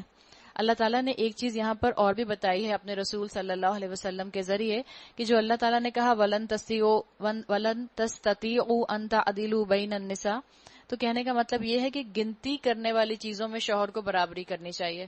جیسے گھر جیسا ایک کو دیا ہے، جتنے گز کا گھر ایک کو دیا ہے اتنے ہی 1000 گز کا گھر اس کو دوسری کو بھی دے، جتنی فیسلٹیز پہلی بیوی کو دی ہیں اتنی ہی فیسلٹیز دوسری بیوی کو بھی دے۔ لیکن ایک بات یاد رکھیں، اللہ کے رسول صلی اللہ علیہ وسلم یہ بات بتا چکے ہیں کہ جذبات کے معاملے میں پکڑ نہیں ہے۔ جذبات میں ہو سکتا ہے کہ دل کا جھکاؤ کسی ایک کی طرف ہو۔ رسول اللہ صلی اللہ علیہ وسلم کے لیے بھی آتا ہے کہ آپ صلی اللہ علیہ وسلم اپنی ازواج کے درمیان مکمل عدل کیا کرتے تھے، لیکن دعا کیا کرتے تھے کہ اللہ مجھے معاف فرما دے، میرا دل عائشہ کی طرف زیادہ جھکتا ہے۔ تو جذباتی لگاؤ، جذباتی اٹیچمنٹ الگ چیز ہے، لیکن جو مٹیریلسٹک چیزیں ہیں اس کے اندر اللہ تعالیٰ نے کہا کہ تم ضرور جو ہے عدل کر کے رکھو۔ تم چاہو بھی تو اس پر قادر نہیں ہو سکتے۔ یہ کس کی بات کی اللہ تعالیٰ نے یہاں پر؟ کس چیز پر قادر نہیں ہو سکتے؟ ایموشنل اٹیچمنٹ کہ تمہاری کس کے ساتھ ہو۔ دنیاوی لحاظ سے تم عدل کر سکتے ہو لیکن ایموشنل اٹیچمنٹ کے لحاظ سے تم عدل نہیں کر سکتے۔ لہٰذا قانون الہی کا منشا پورا کرنے کے لیے یہ کافی ہے کہ ایک بیوی کی طرف اس طرح نہ جھک جاؤ کہ دوسری کو ادھر لٹکتا چھوڑ دو، اگر تم اپنا طرز عمل درست رکھو اور اللہ سے ڈرتے رہو۔ وَتَتَّقُوا، جہاں جہاں گھر کے معاملات کو سنبھالنے کی بات آئے گی وہاں تقوی کا ذکر ضرور آئے گا. اگر تم اللہ سے ڈرتے رہو، اللہ چشم پوشی کرنے والا اور رحم فرمانے والا ہے. لیکن آگے طلاق کی بات آ گئی. اگر زوجین ایک دوسرے سے الگ ہی ہو جائیں، اگر وہ طلاق کا سوچ ہی لیں، تو اللہ اپنی وسیع قدرت سے ہر ایک کو دوسرے کی محتاجی سے بے نیاز کر دے گا. کیا مطلب ہے؟ مثال کے طور پر اگر طلاق ہو ہی جاتی ہے تو پھر ضروری کیا ہے کہ بیوی یہ نہ سمجھے کہ اب میرے لیے طلاق کوئی اسٹگما ہو گئی. اب یہ نہ سمجھے کہ میرا رازق تو میرا شوہر تھا، اب مجھے کھلائے گا کون، پہنائے گا کون، پلائے گا کون. یہ بتا دیا گیا یہاں پر کہ اللہ تعالیٰ کی اپنی وسیع قدرت سے اللہ چاہے تو ایک دوسرے کو بے نیازی سے، محتاجی سے بچا سکتا ہے. یعنی شوہر یہ نہ سمجھے کہ اگر بیوی نہیں ہوگی تو اس کا گھر نہیں چلے گا، اور بیوی جس کو طلاق ہوئی ہے وہ یہ نہ سمجھے کہ شوہر اس کا رازق تھا اور اس کے اب جو کام ہیں، جو اس کی نیسیسٹیز ہیں، وہ کون پورا کرے گا. تو اس چیز کی طرف اشارہ کر دیا گیا. اللہ کا دامن بہت کشادہ ہے اور وہ دانا اور بینا ہے. آسمانوں اور زمین میں جو کچھ ہے سب اللہ ہی کا ہے. تم سے پہلے جن کو ہم نے کتاب دی تھی انہیں بھی یہی ہدایت کی تھی، اور اب تم کو بھی یہی ہدایت کرتے ہیں. کیا ہدایت کی؟ ان اتقوا اللہ، اللہ سے ڈرتے ہوئے کام کرو. آپ صلی اللہ علیہ وسلم کی حدیث میں آتا ہے، آپ نے فرمایا اوصیکم ونفسی للتقوی، میں تم کو بھی اور اپنے آپ کو بھی تقوی اختیار کرنے کی نصیحت کرتا ہوں. اگر تم اللہ سے ڈرتے ہوئے کام لو، لیکن اگر تم نہیں مانتے تو نہ مانو. آسمان اور زمین کی ساری چیزوں کا مالک اللہ ہی ہے اور وہ بے نیاز ہے، ہر تعریف کا مستحق. ہاں، اللہ ہی مالک ہے ان چیزوں کا جو آسمانوں میں ہے اور جو زمین میں ہے، اور کارسازی کے لیے بس وہی کافی ہے. اگر وہ چاہے ان یشاء یذہبکم ایھا الناس ویأتی بآخرین، اور اگر وہ چاہے تو تم لوگوں کو ہٹا کر تمہاری جگہ دوسروں کو لے آئے، اور وہ اس کی پوری قدرت رکھتا ہے. جو شخص محض ثواب دنیا کا طالب ہو اسے معلوم ہونا چاہیے کہ اللہ کے پاس ثواب دنیا بھی ہے اور ثواب آخرت بھی. اللہ سمیع اور بصیر ہے. مسلمانوں کو بتا دیا گیا کہ اپنے ٹارگٹس ہائی رکھو، اونچے ایم ڈالو. یاد رکھو اللہ جس کو عزت دینا چاہے اس کو کوئی ذلت نہیں دے سکتا، اور جس کو اللہ جو ہے ذلیل کرنا چاہے اسے کوئی عزت نہیں دے سکتا. اے لوگو جو ایمان لائے ہو، یا ایھا الذین آمنوا کونوا قوامین بالقسط شہداء للہ، اے لوگو جو ایمان لائے ہو انصاف کے علمبردار اور خدا واسطے کے گواہ بنو. یعنی اگر تم سے غلطی ہوئی ہے تو اپنی غلطی مان لو. انسان اگر زندگی کے ہر ایسپیکٹ میں اپنا یہ ایٹیٹیوڈ رکھے کہ جب غلطی ہو غلطی کو مان لے تو بہت جلدی سے معاملات سلجھ سکتے ہیں، بہت جلدی سے جھگڑے حل ہو سکتے ہیں. لیکن اگر ہم نے اپنی ایگو کو اتنا فیڈ کیا ہو کہ ہم کسی کو سوری نہ بول سکیں، اگر ہم نے اپنی ایگو کو اتنا زیادہ بڑا کیا ہو کہ ہماری ایگو کے پیچھے باقی سب لوگ چھپ جائیں، تو پھر انسان کے لیے سوری بولنا بہت مشکل ہو جاتا ہے. تو یہ بات یہاں واضح کی گئی کہ انصاف کے علمبردار بنو، چاہے تمہارے خلاف ہی فیصلہ کیوں نہ جاتا ہو. اگرچہ تمہارے انصاف اور تمہاری گواہی کی زد خود تمہاری اپنی ذات پر یا تمہارے والدین اور رشتہ داروں پر ہی کیوں نہ پڑتی ہو.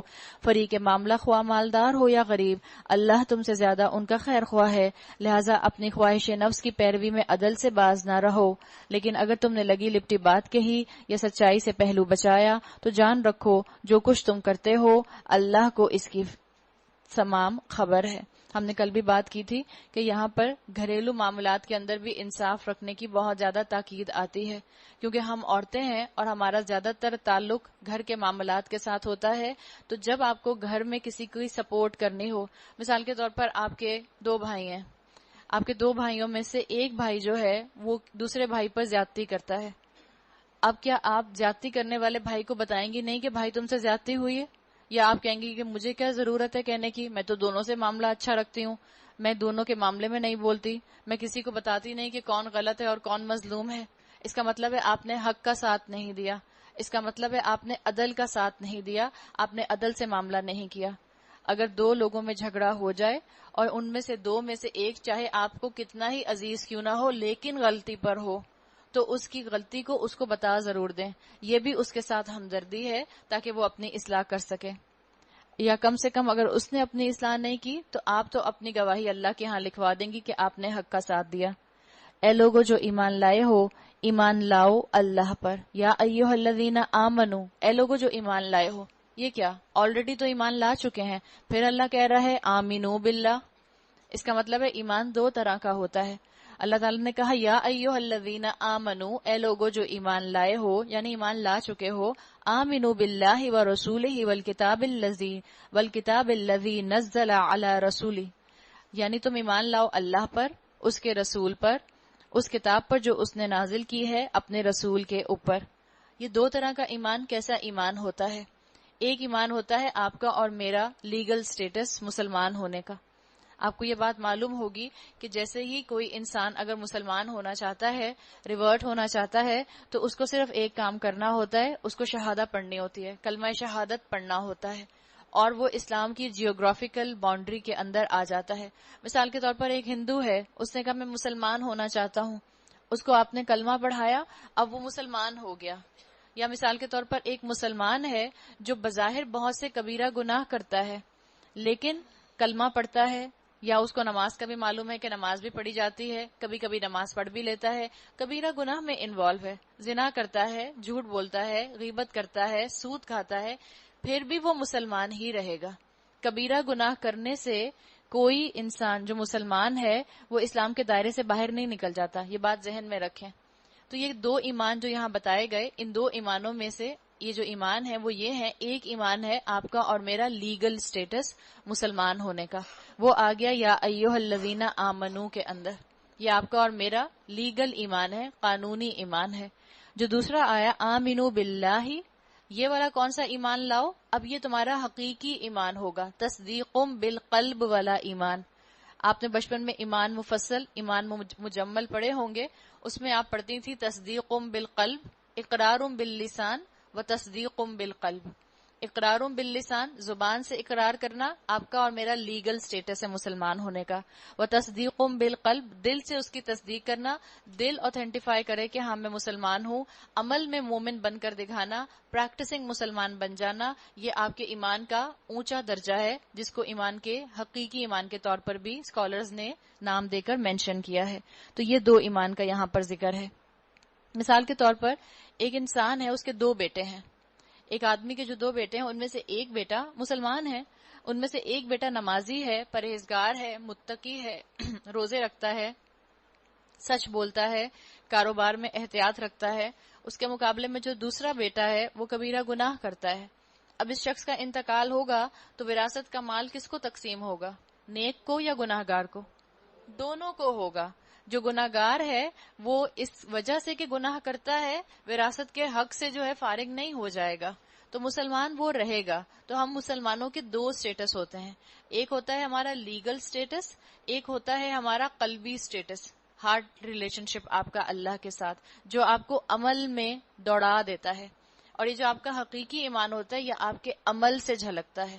ہو سکتا ہے آپ مسلمان ہو لیکن آپ کا عمل مسلم نہ ہو، تو آپ صرف اپنے لیگل سٹیٹس کے ساتھ مسلمان ہیں، لیکن اگر میرے عمل کے اندر اسلام جھلک رہا ہے، اس کا مطلب ہے کہ میں نے لیگل سٹیٹس سے بڑھ کر اپنے دل کے اندر گواہی دے دی کہ میں اللہ کا خوف بھی رکھتی ہوں اور اللہ سے محبت بھی رکھتی ہوں اور اس کی دی ہوئی شریعت کو مانتی ہوں۔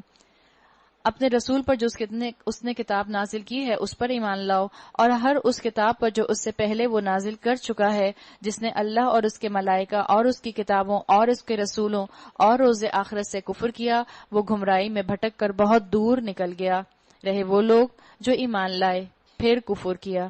ان الذین آمنوا، جو لوگ ایمان لائے، ثم کفروا، پھر کفر کیا، ثم آمنوا، پھر ایمان لائے، ثم کفروا، پھر کفر کیا، ثم ازدادوا کفرا، اور پھر کیا ہوا؟ اپنے کفر میں بڑھتے چلے گئے۔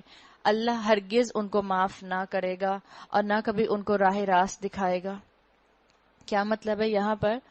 کہ ان کے دل کے اندر ایمان کی روشنی آئی تھی، لیکن ان کی ٹیمپٹیشن نے، ان کی ہوا نے، ان کے خواہشات نے ان کو عمل میں پیچھے کر دیا، تو ایمان کا بلب بجھ گیا۔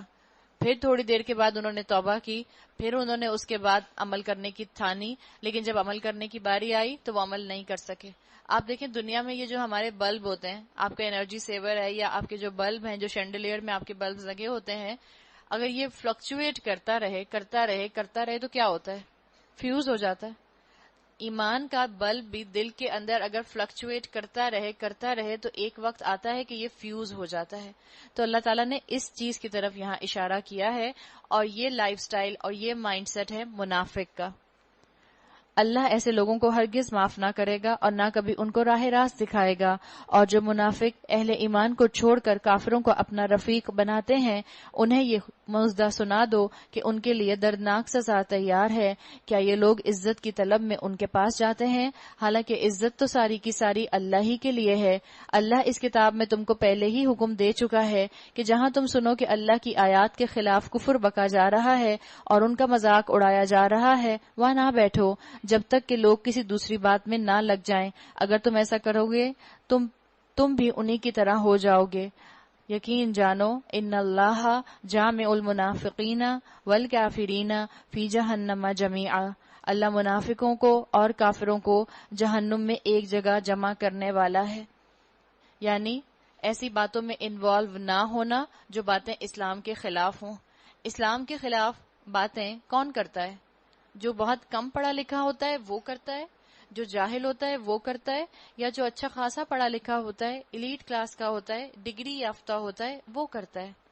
ہم نے یہ دیکھا ہے کہ ہمارے معاشرے میں اللہ اور اللہ کے دین کے خلاف باتیں کرنے والے وہ ہیں جو بہت بڑے بڑے پروفیشنز کے اندر ہیں، جو بڑی بڑی پوسٹ کے اوپر ہیں، جن کے پاس بڑی بڑی فورن ڈگریز ہیں. اور جب ان کے منہوں سے ہم ایسی باتیں سنتے ہیں تو ہماری ہمت نہیں ہوتی کہ ہم ان کی محفل چھوڑ کر اٹھ کر چلے جائیں، اس لیے کہ ہم ان کی پرسنالٹی سے بہرحال مروب ہو جاتے ہیں.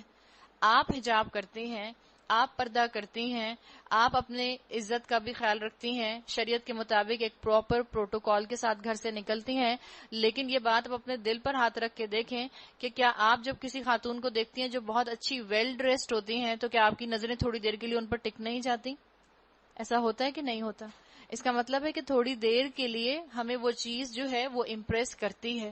تو اللہ تعالیٰ نے یہاں مجھے اور آپ کو یہ بات کہی کہ چاہے دین کے خلاف کوئی بھی بات کرے، چاہے وہ دنیاوی لحاظ سے کتنا ہی ایلیٹ کیوں نہ ہو، تم اس کی محفل میں نہ بیٹھو. تم اس کی باتیں سن کر خاموشی سے شرمندہ مت ہوتے رہو دل کے اندر جب وہ اسلام اور شریعت کے اوپر انگلی اٹھائے، بلکہ یا تو اس محفل کو چھوڑ دو یا محبت کے ساتھ اور پولائٹلی اور حکمت کے ساتھ وزڈم کے ساتھ اس کی بات کا جواب دو. یہ منافق تمہارے معاملے میں انتظار کر رہے ہیں کہ اونٹ کس کروٹ بیٹھتا ہے. اگر اللہ کی طرف سے فتح تمہاری ہوئی تو آ کر کہیں گے کیا ہم تمہارے ساتھ نہ تھے؟ اگر کافروں کا پلہ بھاری رہا تو ان سے کہیں گے کیا ہم تمہارے خلاف لڑنے پر قادر نہ تھے؟ پھر بھی ہم نے تم کو مسلمانوں سے بچایا. بس اللہ ہی تمہارے اور ان کے معاملے کا فیصلہ قیامت کے روز کرے گا، اور اس فیصلے میں اللہ نے کافروں کے لیے مسلمانوں پر غالب آنے کی ہرگز کوئی سبیل نہیں رکھی. تو کفار کا جو ایٹیٹیوڈ ہے وہ مسلمانوں کو ڈیگریڈ کرنے کی طرف اپنے جملوں کا اظہار کرتے ہیں، اس انداز میں بات کرتے ہیں. مسلمان ایسے میں کبھی اپولوجیٹک نہ ہو، مسلمان شرمندہ نہ ہو، مسلمان جان لیں کہ ان کے پاس جو شریعت ہے وہی اصل میں حق ہے. یہی چیز آپ کو اور مجھے ایمان میں آگے سے آگے لے جا سکتی ہے. یہ منافق اللہ کے ساتھ دھوکے بازی کر رہے ہیں، حالانکہ در حقیقت اللہ ہی نے انہیں دھوکے میں ڈال رکھا ہے. جب نماز کے لیے اٹھتے ہیں وَإِذَا قَامُوا إِلَى الصَّلَاةِ قَامُوا كُسَالَىٰ، جب نماز کے لیے اٹھتے ہیں تو کسمساتے ہوئے محض لوگوں کو دکھانے کی خاطر اٹھتے ہیں اور اللہ کو کم ہی یاد کرتے ہیں. لا الہ الائی ولا الہ الائی، کفر و ایمان کے درمیان ڈاواں ڈول ہیں، نہ پورے اس طرف ہیں نہ پورے اس طرف. جسے اللہ نے بھٹکا دیا ہو اس کے لیے تم کوئی راستہ نہیں پا سکتے. نفاق کا مرض بہت تکلیف دہ ہوتا ہے، اور جس کی کیفیت ایسی ہوتی ہے کہ منافق بظاہر جو ظاہر کر رہا ہوتا ہے کہ بہت پرسکون ہے، اندر سے پرسکون نہیں ہوتا. نہ اس کو سانس آتا ہے نہ اس کی سانس رکتی ہے. منافق کا حال یہ ہوتا ہے جیسے دو کشتیوں کا مسافر بتا دیا گیا. اور یہ منافق ہی ہے جو اکثر نان مسلم سے مروب بھی ہو جاتا ہے. اللہ ہم سب کو منافقت سے محفوظ رکھے. اے لوگو جو ایمان لائے ہو، مومنوں کو چھوڑ کر کافروں کو اپنا رفیق نہ بناؤ. بتا دیا گیا جس کا ایمان کمزور ہوگا اس میں نفاق آئے گا، جس میں نفاق آئے گا وہ کافروں سے امپریس ہو جائے گا. کیا تم چاہتے ہو کہ اللہ کو اپنے خلاف صریح حجت دے دو؟ بتانے کا مقصد کیا ہے کہ کافروں کو اپنا رول ماڈل نہ بنانا، ان کے کلچر سے امپریس نہ ہونا، ان کا لائف سٹائل اپنی زندگی کے اندر نہ لے کر آنا. اتنا زیادہ لے آؤ ان کا لائف سٹائل کہ تمہیں رسول اجنبی لگنے لگے، سنت تمہیں سٹرینج لگے، اور کافروں کا طریقہ جو ہے وہ تمہیں اپنے لیے کامن لگے. اعمال نامے میں جس کے یہ ایٹیٹیوڈ نظر آ گیا اس کی تو پھر قیامت کے دن شامت ہے، اس کے خلاف تو اللہ تعالیٰ کو سالڈ ایویڈنس مل گئی. تو ہمیں یہ اس بات کا خیال رکھنا ہے، ہم نے اس بات کو یاد رکھنا ہے کہ میں نے اور آپ نے کلمہ پڑھا ہے اور اس کے تقاضے پورے کرنے ہیں. ویسے جنت نہیں ملے گی. ہمیں صرف اپنے دین کے اندر وہ حدیث یاد رہ جاتی ہے کہ جس نے ایک مرتبہ کلمہ پڑھ لیا اس کو جہنم کی آگ نہ چھوئے گی. لیکن اس حدیث کا کانٹیکسٹ دیکھے بغیر، اس کی ایکسپلینیشن دیکھے بغیر ہم کیسے اس طرح کے گمان اپنے بارے میں کر سکتے ہیں؟ جس نے کلمہ پڑھا اور اس کے تقاضے پورے کیے. کلمہ ایک عہد ہے، آپ کا اور اللہ کے درمیان میں امانت ہے. اگر میں نے امانت میں خیانت کر دی تو پھر کیسے مجھے انعام ملے گا؟ تو یہ بتا دیا گیا کہ جو کلمے کے تقاضے پورے کرے گا، اپنے عہد کو پورا کرے گا، اس کے لیے بھی جہنم کی آگ حرام ہو جائے گی. ورنہ اس کا حال کیسا ہوگا؟ اس کا حال منافقین جیسا ہو جائے گا. اگر زبانیں کلمہ پڑھیں اور دل جو ہے اس کی ساری اٹیچمنٹ غیر مسلموں کے ساتھ ہو. یقین جانو ان المنافقین فی الدرک الاسفل من النار، منافق جہنم کے سب سے نچلے طبقے میں ہوں گے. منافق کون ہوتا ہے؟ کلمہ گو مسلمان. منافق کلمہ گو مسلمان ہوتا ہے، اور اللہ نے کہا کہ وہ جہنم کے سب سے نچلے طبقے میں ہوں گے اور تم کسی کو ان کا مددگار نہ پاؤ گے. آگے اللہ نے کیا کہا؟ الا الذین تابوا، سوائے اس کے جن لوگوں نے توبہ کر لی. یعنی یہ علاج بتایا جا رہا ہے. یہ بتا دیا، اس سے یہ پتہ چلتا ہے، اسکالرز کہتے ہیں کہ منافقت کا مرض ٹرمینل النس نہیں ہے. ایسا نہیں ہے کہ اس کے بعد انسان کو اپنے آپ سے امید نہ رہے، بلکہ اللہ تعالیٰ نے امید دلا دی اگلی ہی آیت میں کہ اگر تمہیں اپنے اندر نفاق کا مرض نظر آ رہا ہے تو یہ دیکھ لو کہ تمہارے پاس ابھی بھی علاج موجود ہے اپنا. تم اپنی نیسیسری سرجری کر سکتے ہو، اور وہ کیا ہے؟ الا الذین تابوا، اور وہ لوگ جو تائب ہو جائیں، اپنے طرز عمل کی اصلاح کر لیں، اللہ کا دامن تھام لیں، واعتصموا باللہ، اللہ سے چمٹ جائیں اور اپنے دین کو اللہ کے لیے خالص کر لیں. ایسے لوگ مومنوں کے ساتھ ہیں اور اللہ مومنوں کو ضرور اجر عظیم عطا کرے گا. اللہ تعالیٰ نے واضح کر کے بتا دیا کہ اللہ تو پھر ان کے درجات ایسے بلند کرے گا، کیونکہ کلمہ گو مسلمان تھے، اللہ ان کو مومنوں کی صف میں کھڑا کر دے گا، اس لیے کہ انہوں نے مومنوں والا کام کیا، توبہ کی، اپنی اصلاح کی، اپنی غلطی پر ریگریٹ ہوا، اپنی اصلاح کر کے انہوں نے اپنے عمل کو درست کیا اور اپنے گناہوں سے اپنی نیکیوں کی طرف آ گئے، تو اللہ بھی ان کو انعام دے گا اور اللہ ان کو مومنوں کی صف میں کھڑا کر دے گا. پھر آگے اللہ تعالیٰ نے کہا ما یفعل اللہ بعذابکم ان شکرتم وآمنتم. آخر اللہ کو کیا پڑی ہے کہ تمہیں خواہ مخواہ سزا دے؟ مثال کے طور پہ ایک اسکالر نے اتنی اچھی بات لکھی ہوئی تھی، انہوں نے کہا کہ جب آپ یہ منافق کی آیت پڑھتے ہیں کہ منافق جہنم کے سب سے نچلے درجے میں ہوگا، اور آپ جب منافقت کے بارے میں دیکھتے ہیں کہ منافقت کی نشانیاں کیا کیا ہوتی ہیں، کہ انسان زبان سے تو کلمہ پڑھے اور عمل میں اس کے شریعت نظر نہ آئے تو وہ منافق ہے. تو ہر انسان کو اپنے بارے میں شک ہونے لگ جاتا ہے کہ کہیں میں منافق تو نہیں ہو گیا، اور پھر انسان کو شیطان جو ہے وہ آہستہ آہستہ نا امیدی کی طرف ڈریگ کرتا ہے.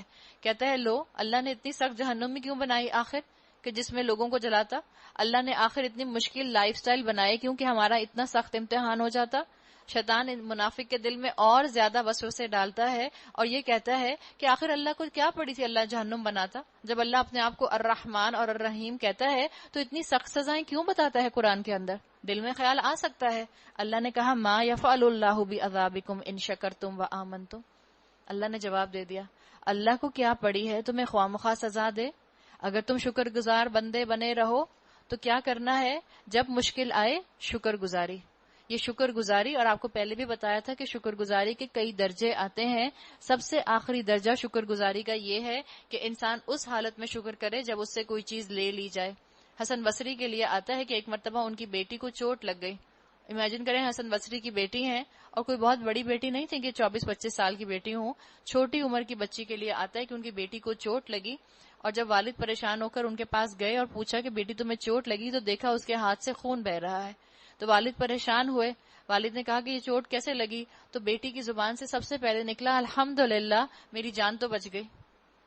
آج ہمارے بچے تو رو رو کے سر جو ہے وہ اپنا گھما دیں اور ماؤں کا بھی گھما دیں اور گھروں کو سروں پر اٹھا لیں کہ خون نکل رہا ہے، خون نکل رہا ہے، اب کچھ ہو جائے گا، اب ایمبولینس منگا لیں، اب اس کو کال کر دیں، اب گلوکوز منگوا کے جلدی سے پلا دیں، اب جلدی سے کچھ کریں، میرے ہاتھ میں کچھ ہو گیا ہے. نہیں، اللہ نے کہا ہے اللہ کو تمہیں عذاب دینے کا کوئی شوق نہیں ہے، اللہ کو کوئی پڑی نہیں تمہیں عذاب دینے کی. ان شکر تم، اگر تم شکر کرو گے. جو شکر کرتا ہے اسی کو مشکل میں صبر کرنا آتا ہے. جو شکر کر سکتا ہے وہی اپنے تقوی کو صحیح طرح سے استعمال کر سکتا ہے. تو اللہ نے کہا اگر تم شکر گزار بندے بنے رہو اور ایمان کی روش پر چلو، اللہ بڑا قدردان ہے اور سب کے حال سے واقف ہے. تو اللہ تعالیٰ ہمیں منافقت سے محفوظ رکھے. منافقت جو ہوتی ہے وہ اللہ تعالیٰ کے دین کے بارے میں شکوک و شبہات پیدا کر دیتی ہے. رسول اللہ صلی اللہ علیہ وسلم کی مسنون دعاؤں کے اندر دعا آتی ہے، اللہم طہر قلوبنا من النفاق، اللہ ہمارے دلوں کو نفاق سے پاک کر دے. وَأَعْمَالَنَا مِنَ الرِّيَا، اللہ ہمارے اعمال کو ریا سے، شو آف سے پاک کر دے. وَلِسَانَنَا مِنَ الْكَذِبِ، اللہ ہماری زبانوں کو جھوٹ سے پاک کر دے. وَأَعْيُنَنَا مِنَ الْخِيَانَةِ، اور ہماری آنکھوں کو خیانت سے پاک کر دے. فَإِنَّكَ تَعْلَمُ خَائِنَةَ الْأَعْيُنِ وَمَا تُخْفِي الصُّدُورِ، اور اللہ تو جانتا ہے جو کہ سینوں میں ہم اپنے راز چھپاتے ہیں. اللہ تعالیٰ ہم سب کو ہر طرح کی منافقت سے محفوظ رکھے. اگر آپ کو اپنے بارے میں کبھی منافقت کا خدشہ محسوس ہو تو آپ اپنے ساتھ یہی کام کر لیں جو یہاں اس آیت میں، آیت نمبر 146 میں بتائے گئے ہیں. إِلَّا الَّذِينَ تَابُوا وَأَصْلَحُوا وَاعْتَصَمُوا بِاللَّهِ وَأَخْلَصُوا دِينَهُمْ لِلَّهِ. اللہ تعالیٰ انشاءاللہ اس کے بعد آپ کے اندر سے منافقت کے مرض کو ختم کر دیں گے. پارہ نمبر 6، لا يحب اللہ الجہر بالسوء من القول الا من ظلم، اللہ اس کو پسند نہیں کرتا کہ آدمی بدگوئی پر زبان کھولے الا یہ کہ کسی پر ظلم کیا گیا ہو. اللہ سب کچھ سننے اور جاننے والا ہے. یہاں پر بات کا، گفتگو کا، قول کا ذکر آ گیا. قول جو ہوتا ہے، اسپیچ جو ہوتی ہے، وہ انسان کی پرسنالٹی کو ریپرزینٹ کرتی ہے. انسان کے ذہن کے جو خیالات ہوتے ہیں وہی الفاظ کا روپ دھار کر الفاظ کی شکل میں زبان سے ادا ہوتے ہیں. تو بولنے میں بھی مجھے اور آپ کو سنت کو فالو کرنا ہے، بولنے میں بھی مجھے اور آپ کو سنت کو اپنانا ہے، اس لیے کہ کلام انسان کی شخصیت کا عکاس ہوتا ہے. اور کلام سے، غلط کلام کرنے سے مورل پولوشن معاشرے کے اندر پھیل جاتا ہے. زبان کی حفاظت کے بارے میں اگر آپ دین میں دیکھیں تو اللہ کے رسول صلی اللہ علیہ وسلم کے آپ کو کئی احکامات مل جاتے ہیں کہ ہم اسی زبان کے ذریعے سے خیر کما سکتے ہیں، اسی زبان کے ذریعے سے شر کما سکتے ہیں. جھوٹ، غیبت، چغلی کر کے آپ اور میں اسی کے ذریعے شر کما لیتے ہیں. سچ بول کے، حق کا ساتھ دے کر، عدل کی بات کر کے آپ اور میں اسی سے خیر کما سکتے ہیں. تو اللہ تعالیٰ نے یہاں پر بات کرنے کے اوپر زور دیا کہ آدمی بدگوئی پر زبان نہ کھولے. بدگوئی یعنی بدگوئی کے لیے آتا ہے کہ بدگوئی جو ہے وہ ڈبل ایج سورڈ کا کام کرتی ہے. اپنے لیے تو انسان نقصان کرتا ہی کرتا ہے، سامنے والے کا بھی کبھی کبھی نقصان کر دیتا ہے. آپ نے سے پہلے بھی تزکیہ کا ذکر ابھی پڑھا ہے پچھلی آیات میں. تزکیہ مجھے اور آپ کو اپنی ذہنوں کا بھی کرنا ہے اور اپنے جسموں کا بھی کرنا ہے. اور ہمارے جسم کے تزکیے کے اندر ہی ہماری زبان کا تزکیہ آ جاتا ہے. اور ہم کسی دوسرے کی زبان تو نہیں پکڑ سکتے، ہم کسی دوسرے کا تزکیہ نہیں کر سکتے، لیکن اپنا تزکیہ کر سکتے ہیں، اپنی زبان کو تھام سکتے ہیں. تو جب کسی کا عیب دیکھیں تو اس کا اظہار نہ کریں. جب کسی کے بارے میں کوئی اس کی برائی سنے اس کو لوگوں تک نہ پہنچائیں، نہ پھیلائیں. اس لیے کہ جو بندوں کی خطاؤں کے اوپر دنیا میں پردہ ڈال دے گا، اللہ آخرت میں اس کی برائیوں کے اوپر، اس کی خطاؤں کے اوپر پردہ ڈال دے گا. تو یہ چیز مجھے اور آپ کو انشاءاللہ کرنی ہے، اپنی زبانوں کا بہت زیادہ کانشیس استعمال کرنا ہے تاکہ قیامت کے دن یہ زبانیں ہمیں جہنم میں گرانے کا باعث نہ بن جائیں. مظلوم ہونے کی صورت میں اگرچہ تم کو بدگوئی کا حق ہے. بدگوئی کا مطلب کیا ہے کہ اگر آپ مظلوم ہیں اور آپ کی بالکل مدد نہیں ہو رہی تو بد دعا آپ نہ دیں. یہ یاد رکھیں، جس نے بد دعا دے دی، اسکالرز کہتے ہیں اب وہ مظلوم نہیں ہو سکتا. بدگوئی کے اوپر زبان اگر آپ نے کھول دی تو اس کے سامنے کھول سکتے ہیں آپ کہ آپ کو ہو سکتا ہے کوئی جواب میں، ریٹرن میں آپ کا کوئی مسئلے کا حل بتا دے یا آپ اپنی بات کر دیں. جیسے قرآن میں آتا ہے اگر تمہارے ساتھ کوئی برائی کرے تو تم اتنی ہی اس کا جواب جو ہے، برائی کا جواب اتنے ہی پرسنٹیج سے دے سکتے ہو.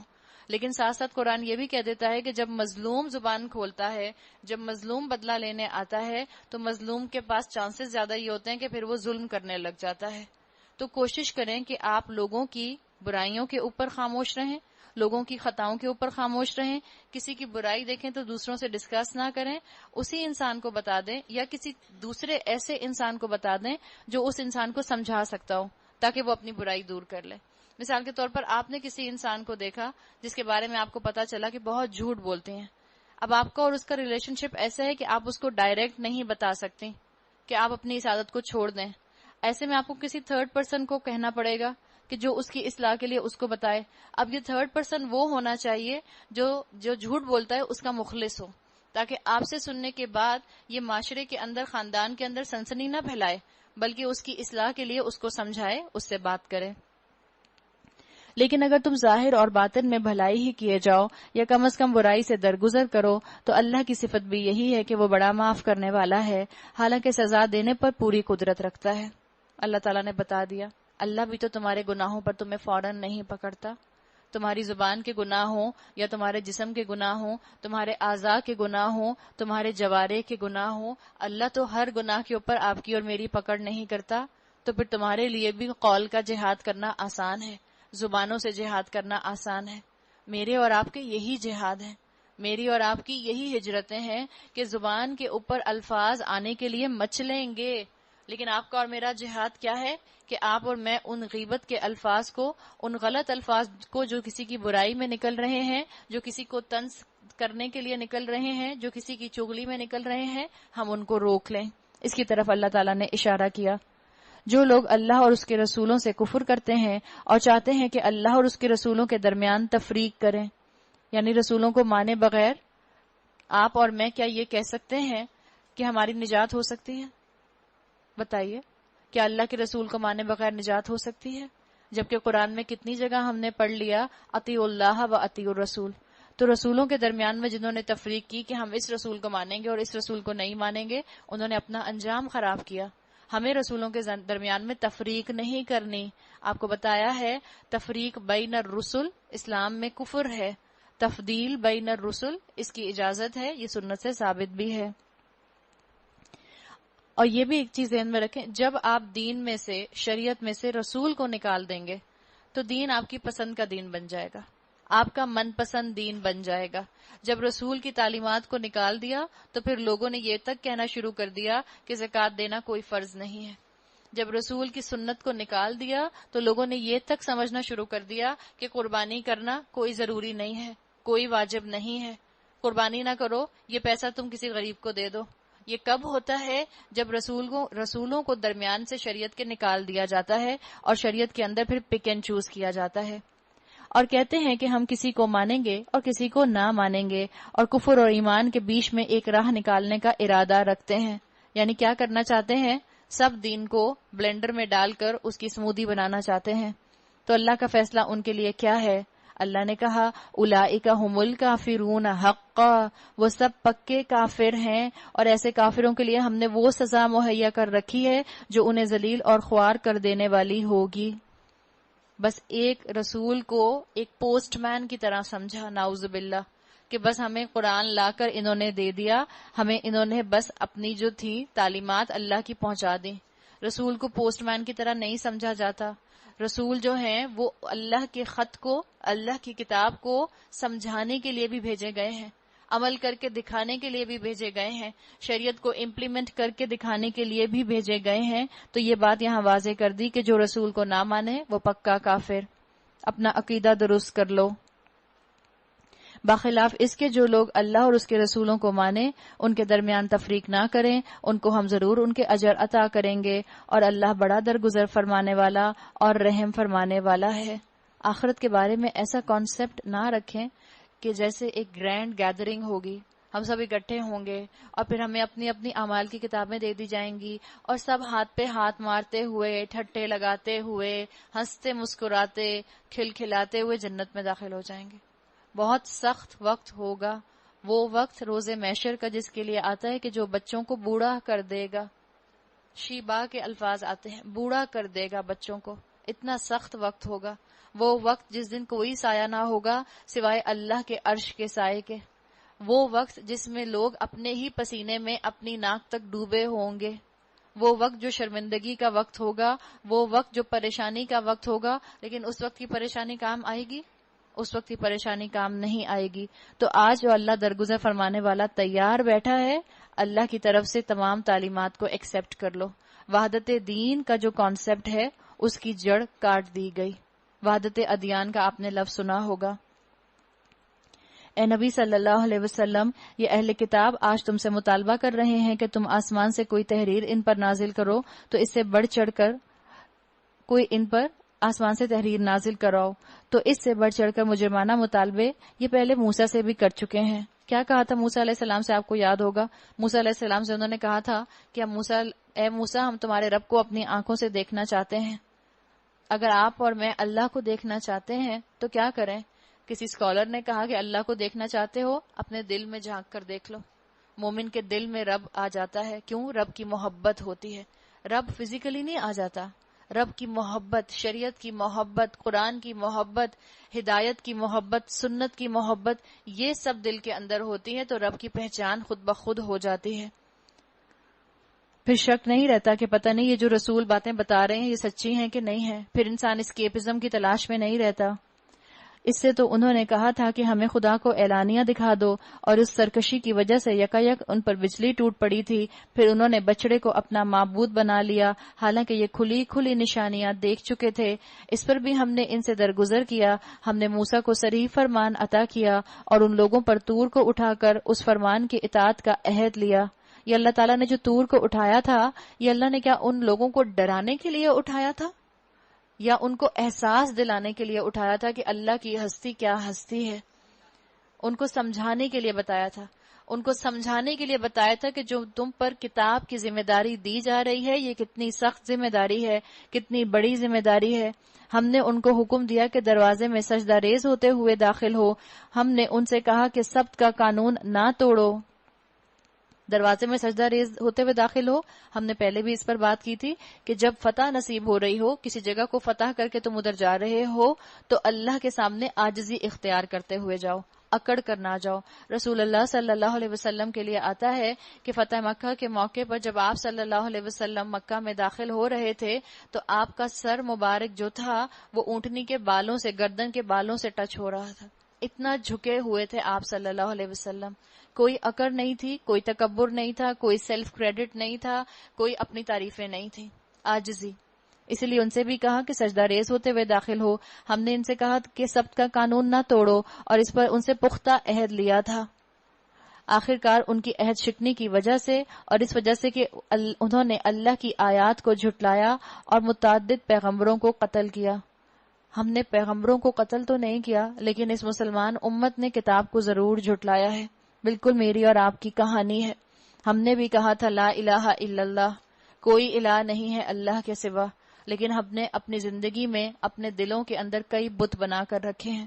بنی اسرائیلیوں نے تو یہ کیا کہ بنی اسرائیلیوں نے پیغمبروں کا ناحق قتل کیا۔ اچھا، اگر پیغمبروں کا ناحق قتل کیا تو یہ بھی آپ اور میں ایک طرح سے اپنے ساتھ ریلیٹ کر سکتے ہیں۔ آپ صلی اللہ علیہ وسلم نے فرمایا علماء الامتی کالانبیاء بنی اسرائیل، میری امت کے علماء بنی اسرائیل کے انبیاء کی طرح ہیں۔ کیا آج اسکالرز کا مرڈر نہیں ہوتا؟ کیا آج مفتیوں کا مرڈر نہیں ہوتا؟ کیا آج شیوخ کا مرڈر نہیں ہوتا؟ کتنی محنت کر کے ایک مفتی بنتا ہے، کتنی محنت کر کے ایک شیخ بنتا ہے، کتنی محنت اور پڑھائی کے بعد ایک عالم بنتا ہے، اور ٹارگٹ کلنگ کر کے اس کو ختم کر دیا جاتا ہے۔ بالکل آپ کی اور میری کہانی۔ آیات کو بھی جھٹلایا، پیغمبروں کو بھی قتل کیا، اور پیغمبروں کو قتل کرنے کی دلیل ہمیں مل گئی اللہ کے رسول صلی اللہ علیہ وسلم کی حدیث سے۔ اور یہاں تک کہا کہ ہمارے دل غلافوں میں محفوظ ہیں، یعنی پوائنٹ آف نو ریٹرن۔ خود سمجھ رہے ہیں یہ سارے کام کر کے کہ ہم تو بڑا اچھا کام کر رہے ہیں، ہم نے تو سب سے بہترین کام کر رہے ہیں، حالانکہ در حقیقت ان کی باطل پرستی کے سبب سے اللہ نے ان کے دلوں پر ٹھپا لگا دیا ہے۔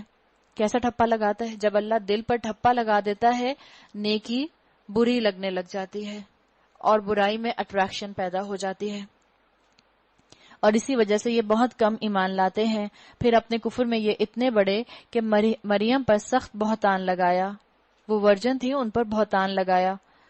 اور ان پر بہتان کیا لگایا تھا؟ بنی اسرائیلیوں کی کہانی آپ جانتے ہیں کہ انہوں نے کہا تھا کہ جوزف کارپینٹر کے ساتھ نعوذ باللہ مریم علیہ السلام کے ناجائز تعلقات ہیں، اور خود کہا کہ ہم نے عیسیٰ مسیح ابن مریم رسول اللہ کو قتل کر دیا ہے، حالانکہ فی الواقع انہوں نے نہ اس کو قتل کیا، نہ صلیب پر چڑھایا، بلکہ معاملہ ان کے لیے مشتبہ کر دیا گیا۔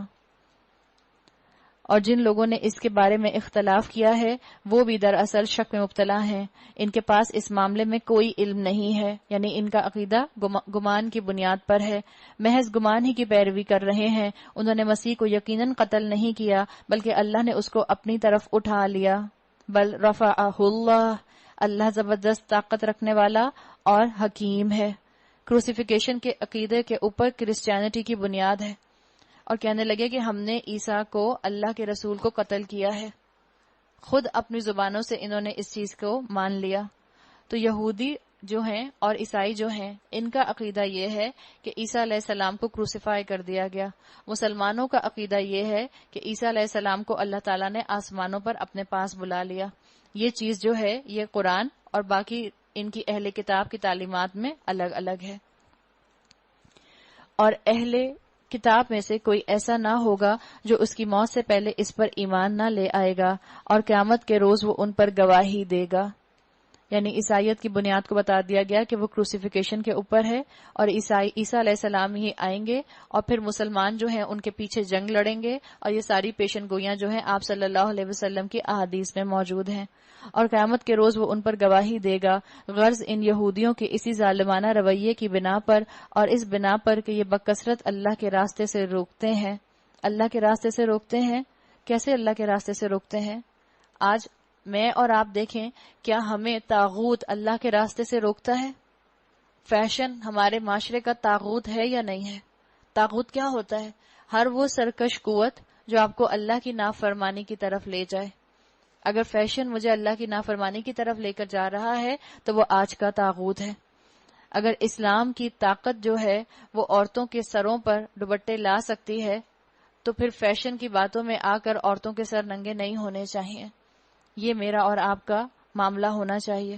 لیکن اللہ سے جو راستے سے جو روکتے ہیں وہ بہرحال طاغوت کو فالو کرتے ہیں اور سود لیتے ہیں جس سے انہیں منع کیا گیا تھا، اور لوگوں کے مال ناجائز طریقوں سے کھاتے ہیں. ہم نے بہت سی وہ پاک چیزیں ان کے لیے حرام کر دیں جو پہلے ان کے لیے حلال تھیں. یعنی حرام ایک طرح سے محروم کے معنی میں بھی آتا ہے کہ آپ نے دیکھا ہوگا تاریخ کے اندر کہ سود کی ابتدا کرنے والے یہودی تھے.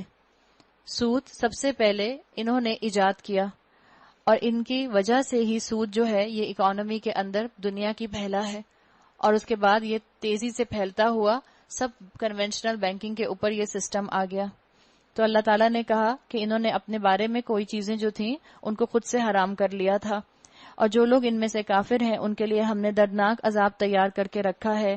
لیکن الراسخون فی العلم منہم، مگر ان میں جو لوگ پختہ علم رکھنے والے ہیں اور ایماندار ہیں وہ سب اس تعلیم پر ایمان لاتے ہیں جو اے نبی تمہاری طرف نازل کی گئی ہے اور جو تم سے پہلے نازل کی گئی تھی. اس طرح کے ایمان لانے والے اور نماز زکوٰۃ کی پابندی کرنے والے اور اللہ اور روز آخر پر سچا عقیدہ رکھنے والے لوگوں کو ہم ضرور اجر عظیم عطا کریں گے.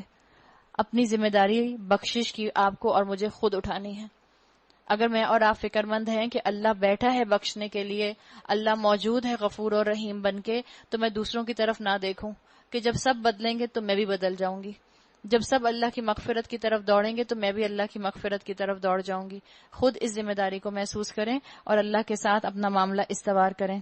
جہاں تک سود کی بات ہے تو سود کے لیے آتا ہے احادیث کے اندر کہ سود کے 70 ڈیفرنٹ لیولز ہیں، 70 مختلف درجے ہیں، اور جو اس کا سب سے زیادہ اس کا تکلیف دہ درجہ ہے وہ یہ ہے جیسے کوئی سود کھانے والا شخص کیسے ہے، جیسے کوئی شخص اپنی ماں کے ساتھ زنا کرے.